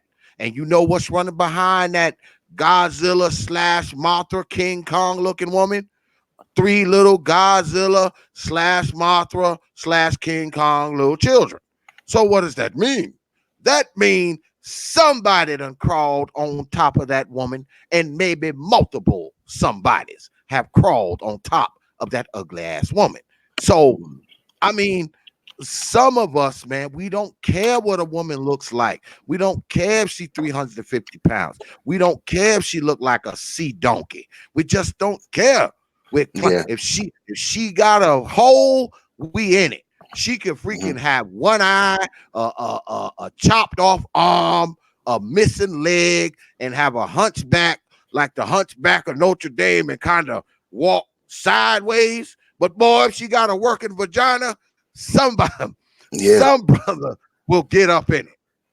You know what's crazy? I'm sorry. Tell you something. When I was a younger guy, I seen girls that had cerebral palsy, pregnant. I saw no bullshit. I saw the slow chick. You know how there's a slow chick on the block. She's slow as hell. Yeah. She like 18, but she got mind of like a 9 or 10-year-old. Seen them pregnant. I've seen women with all kinds of disabilities pregnant, a wandering eye, everything from a wandering eye, a hook arm, and a one leg shorter than the other. But guess what? She hobbling down the street with that one leg shorter than the other, holding a big old belly. You know why? Because somebody done climbed on top of these women, man. And that's what we talking about tonight, man. I mean, when you doing shit like that, okay, when you screwing the girls that got cerebral palsy and they got the hook arms and the wandering eye and shit, when you when you climbing on top of them, boy, I don't know what to say about it. You definitely ain't no man. Cause see, men, we don't want the girl with the hook arm and the short leg. If you're a man, you don't want the girl with the hook arm and the wandering eye and the freaking club foot and shit. You don't want her. You don't want the girl with cerebral palsy, man. Because when you're a man, you're like, wait a minute, this ain't nobody I need to be climbing on top of. But there the girl with cerebral palsy go with twins in her gut, because some dude done climbed on top of her. So we have to stop that shit, because that shit indicates immaturity right there, man. It indicates immaturity. Yeah. It does. A And lot of these guys, right? When these girls pop up that are 13 and 14 and 15, you know the average age of the guy who has gotten a 13, 14, 15-year-old pregnant? What y'all think the average age of that guy is? What do you think the average age of the guys who knock these 14-year-old girls up? What do you think the average age of them are? Probably like 18. Nope. 23. Damn. R. Kelly's 23. Yep. Yeah. Go ahead, brother Jay Sean. Now, what I was going to say is that I don't want to get in an argument with, Information Man, but I kind of slightly disagree with him on, and for this reason, as far as the women being a small sector of women who are out here, look, you have levels to this shit. You got women out here with serial baby mamas.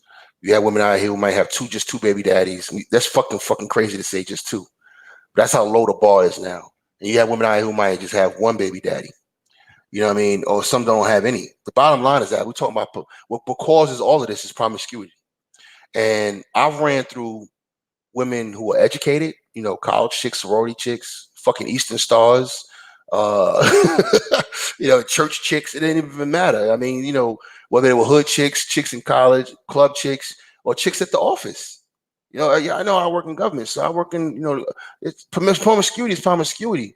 The bottom line is that you wouldn't have 70% of single mothers out here if they had a so-called high standard. What that means is that they had kids out of wedlock. So they don't have no standards, all right? But I want to put all that on the women? No. I'm saying there's men out here doing it. The bottom line is actually a small group of men that are creating the babies. You know what I mean? 40-something% of black men don't even have kids. See what I'm saying? So when you have a 70% single mother issue, that's women who don't protect their chastity. I would never tell my daughter, that it's somebody else's fault that she got pregnant. I will always look at her and say, what did you do? Did you protect yourself? Why didn't you use the after morning pill? Et cetera, et cetera, et cetera. These are things that we got to teach our daughters, and we got to make sure they understand that, especially if they're going to live this life. They're going to live a life of doing what the fuck they want to do. Another thing is you got women out here who don't consider themselves hoes, but they monkey branch. So what I'm saying is that they break it with you on Thursday, they fuck another nigga by Sunday. They monkey branching. They're going from dude to dude, and they kind of saying like, well, we weren't together. You know what I mean? They doing that kind of shit too. So you have a lot of these different things going on out here. So when we talk about women who have standards and being in the majority, I gotta kind of push back on it, because the majority of women out here having babies out of wedlock, and that's right there is evidence of no standards. Let me say something. I did a video and I broke down about the myth of marriage. Actually, black women are getting married at around the age of 40 years old, if they're particularly college educated, and uncollege educated black men are getting married. So there's a certain group of black women in our society. I've seen the numbers that are getting married. Matter of fact, more married than white women. And you got Negroes on YouTube talking about white women get married because they know how to treat a man better. Right. I've seen some wretched white women before. So I agree. I agree with that. I'm not talking about that. I'm talking about single motherhood. Yeah, I don't disagree with your point that the single motherhood is destructive to the future of the society, and the women have to make better decisions. But I'm looking at, we just set up here and laughed and talked about a few minutes ago about the choices, the thirstiness of some of our brothers out here. I believe, personally, in my theory, one of the reasons why you have this going on is because you also have the connection of the thirsty brother who's willing to impregnate any and everything. And let's not forget that a lot of black women, when you say, well, the percentages are lower than we think in terms of black men being, impregnating, but you got to remember a lot of women in general, they're sharing men. So they might be messing around with a dude who's got some other girls, because that's what I mean, guys that want to hit anything that's walking. So man, he's maybe messing around with 3, 4, 5 women, and they think that they're the number one female when he's messing around with Susie over here. He didn't got her pregnant. I mean, I remember this shit growing up through the 80s, man, when you had the big teenage pregnancy issue going on. This is how it happened. You had dudes dropping babies and different women. So women, a lot of times women are sharing men. Yeah, sharing men. And a lot of times they know they are too. They know they are, because they gravitate to that guy. They want that hot boy. They want that guy that know that. Like, for instance, let's make it real simple. Look at a rapper or a black athlete. The women who are standing right now backstage waiting to get a look at it, get their turn with him, know he's been with hundreds of other women. They don't care. Right. You see what I'm saying? They don't give a fuck how many fucking dicks this nigga, pussies this nigga's dick has been in. They don't care. They want to suck it too. We got to be real with that. You got to be honest about that. I was a club promoter. I've seen this shit firsthand. And that's why my perspective on what's going on out here is because of the lack of standards. We participated in as men, but when it comes to women's standards, they don't have any, fam. They don't have any, fam. They living in a whole culture, and they want to have a fucking Zane Chronicle episode every goddamn day if they could. They're living a life of fucking pleasure and thrills, and you better have a big dick and a fucking six pack and money so I can spend it. They on that kind of shit, man, and we can't ignore that.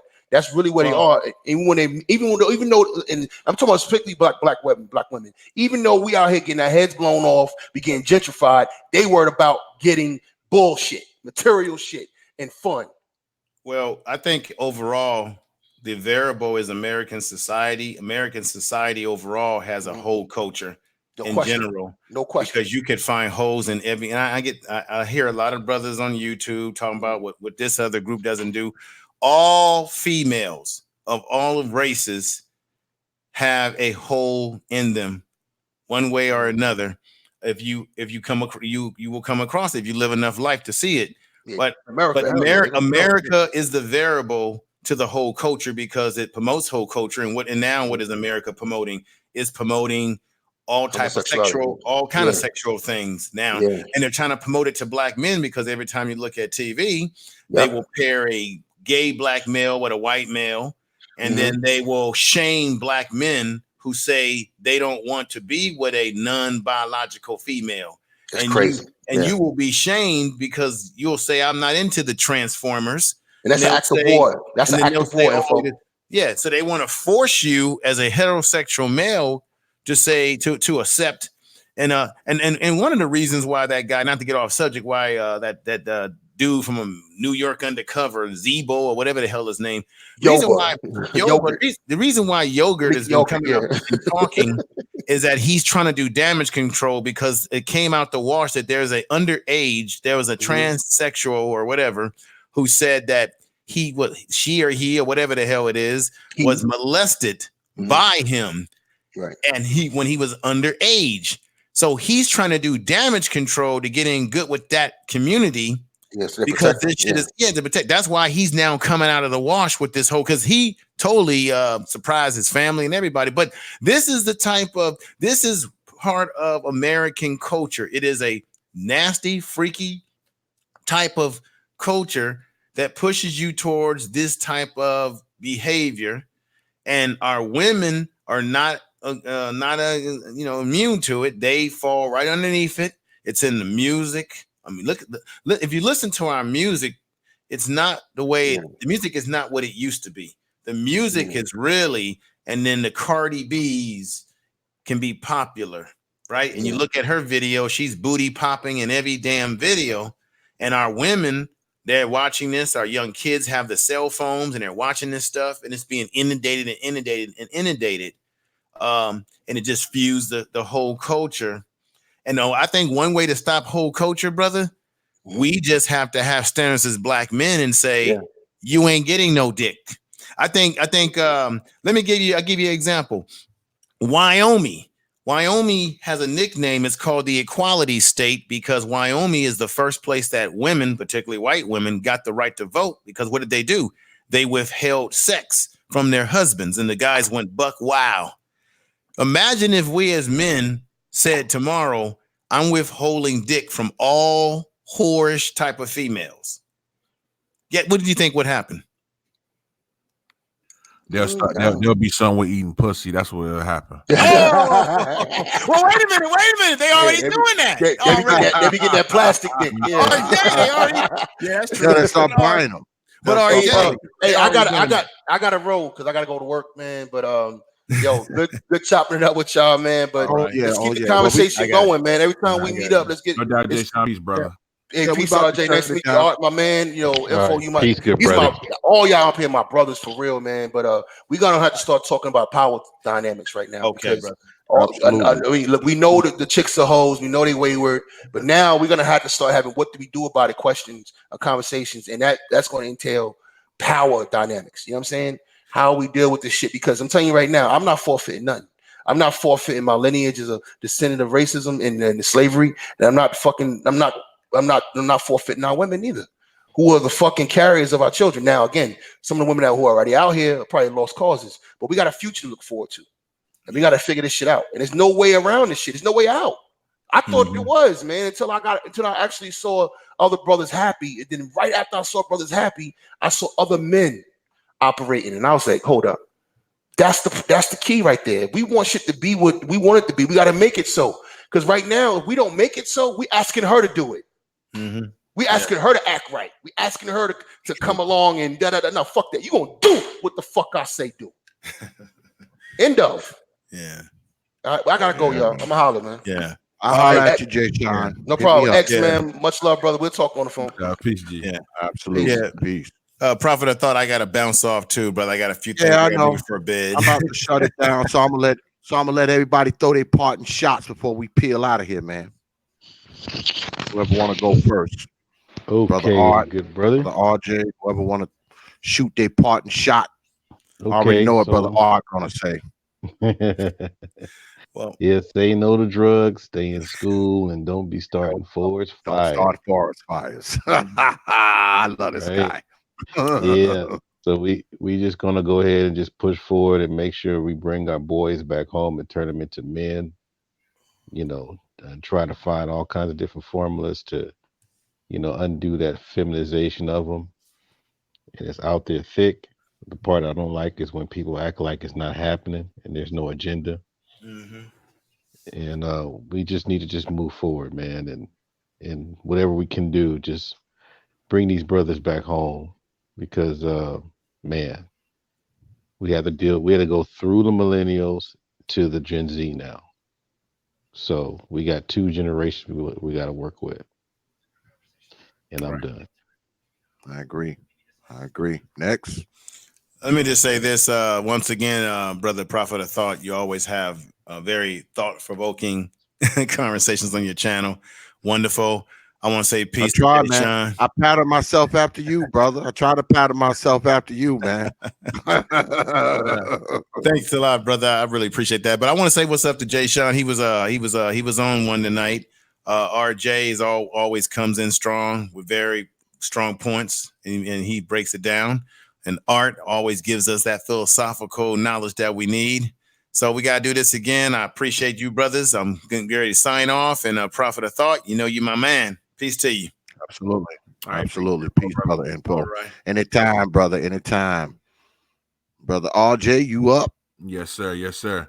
Well, as always, man, I appreciate you for having me on the panel, man. First and foremost, I think as I mentioned earlier, they always take something from these conversations. So what I've already touched upon, one thing that came up, several times was, as men, utilize some discipline. So that way it further protects our claims of, being better suited in so many different areas, and why we're more logical and not emotional, and we are actually behaving as men. So that's just another step, a precautionary measure, if you will, and more bragging rights if just because you're able to get past it, and it's something that is no longer looked upon as a barrier.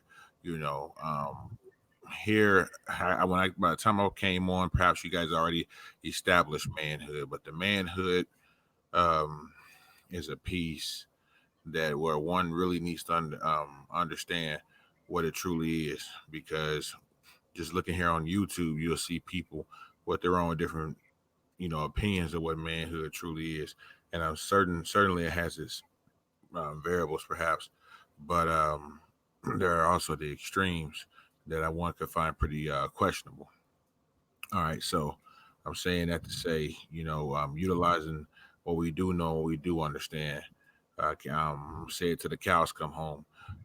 Since, like Brother Art just mentioned, we do have two generations that we have to deal with, and the best way is by us being when he says move forward. I'm pretty sure that all that includes the steps that's been laid out for us to do economically and politically, so that way those who are again of like minds and doing their thing, hiring people and being able to put people in positions of power, grouping their money together, can do something about the this nonsense, man, because it's looking too grim. It's looking so grim that I can understand how one may want to deter from it and say I don't want to get involved, but like I said, I'm in this to the death. I'm in it till the wheels fall off, man. Shoot, it is what it is. You born into it, die out of it. So it is. Mhm. And I respect you for that, man, because you say that all the time. Ever since I first met you, you said you in it till the wheels fall off. God damn it! No And I doubt. respect that shit, brother RJ. I do, man. I I appreciate do. I don't necessarily share the same sentiment, but I do. I do respect the sentiment just the same because you've always said that, man. You consistent with that shit, man, and I got much respect for that shit, brother. I appreciate it, brother. Um, I'm gonna close out with this. I mean, when we talk about boys and men, I don't think it has a lot to do with what we look like physically, um, how many women we put on their backs, how much money we got, or the car we drive or where we live. I don't think any of that defines manhood. I think manhood is defined by many different things, but I do think it's designed by the decisions that you make and some of the mistakes. Um, when you're a man, you have a tendency to make better decisions than you do when you're a boy. When you're a man, you make mistakes because men aren't perfect, but you make mistakes and you do your damnness to learn from them. And I think that is what separates boys from men more than anything else. Like I said, I mean, it's not what you got. It's not what you got in your pocket. I mean, it's not what you got on your arm. It's not what you sitting behind the wheel of. It's not any of that, man. It's the decisions that you make with your life, man. It's the things that you do with your life. It's how you proceed with your life. That's what makes you a man. That's what manhood is all about, man. Manhood is about what you got going on up here. Has nothing to do with what you got going on in your pants. Has nothing to do with that. Whatever you got going on up here, because this is where you become a man at. All right. You don't become a man by being around these hoes. You don't become a man by drinking, smoking, getting high, hanging out. None of that shit makes you a man. What's going on up here makes you a man. Because see, where the mind goes, the body follows. You understand? You understand that? Where the mind goes, the body follows. The head makes good decisions. The body follows those decisions. The head makes stupid decisions. The body follows those. So this is where manhood begins, man. Upstairs. Has nothing to do with your genitals. Ain't got nothing to do with what you do with your day either. Because guess what? If your mind is in the right place, guess what? What you do with your day is going to be man-like. What you do with your genitals is going to be man-like. If up here is man-like, we go right back up here again, because this is where it begins.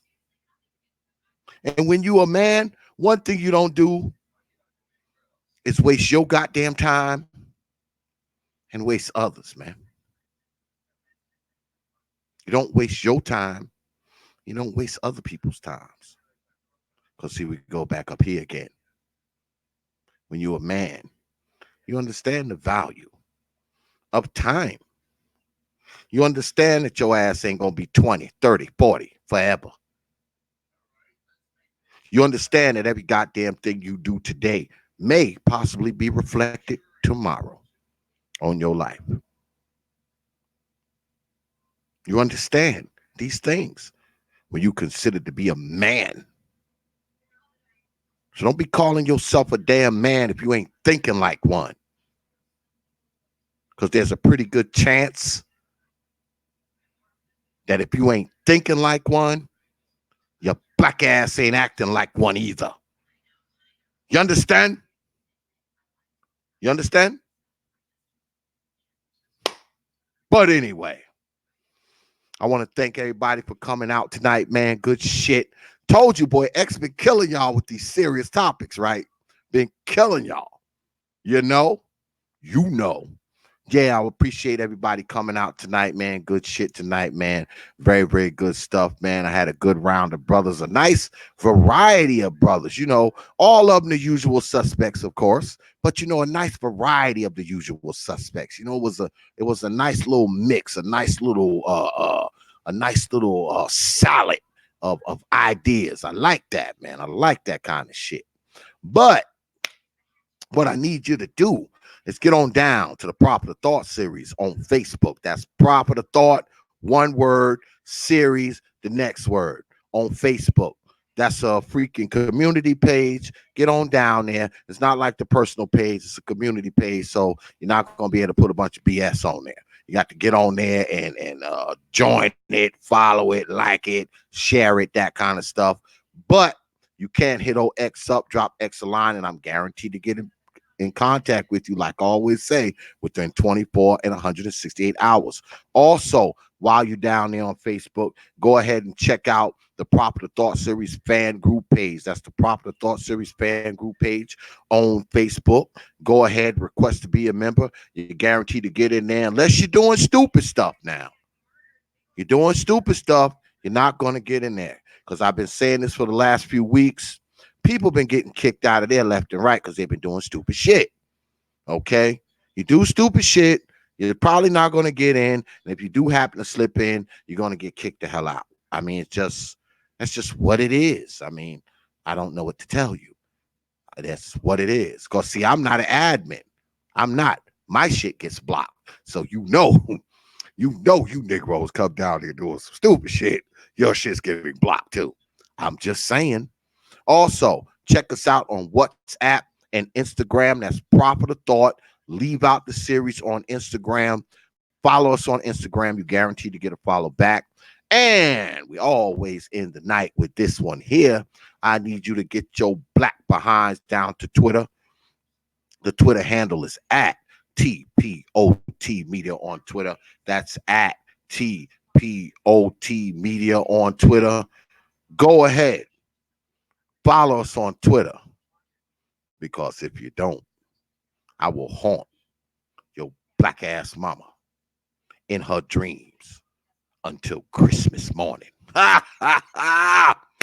once again, I want to thank everybody for coming out. I want to thank everybody in the chat. I want to thank my mods, always doing what they got to do. But most importantly, I want to thank you for showing up tonight spending some time with us and watching us. And I want to thank my most distinguished panel of men guests, brother BMT, the OG J Speed, my man Jay Shine, brother Info Man, my boy Art Nostyle, and brother RJ for coming through tonight. I have a lot of respect for all of you brothers, and make sure it's not the last time you find yourself on the TPOT YouTube page. So with that, I will leave you with 3 words. You know, like I always do. Open your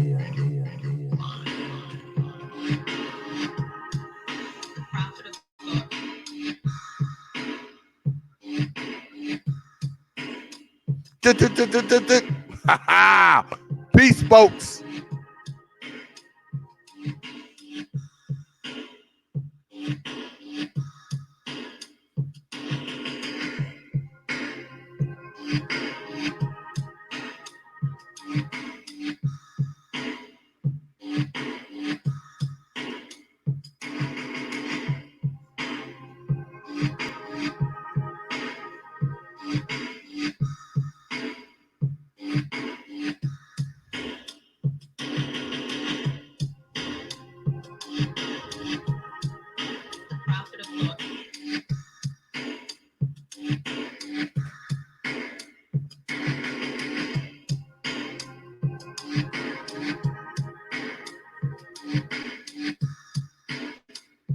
You know.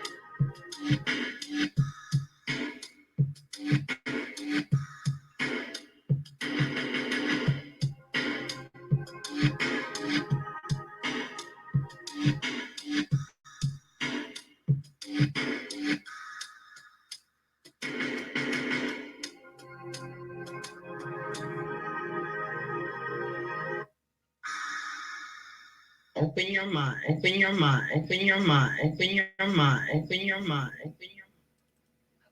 Only from TV. Open your minds.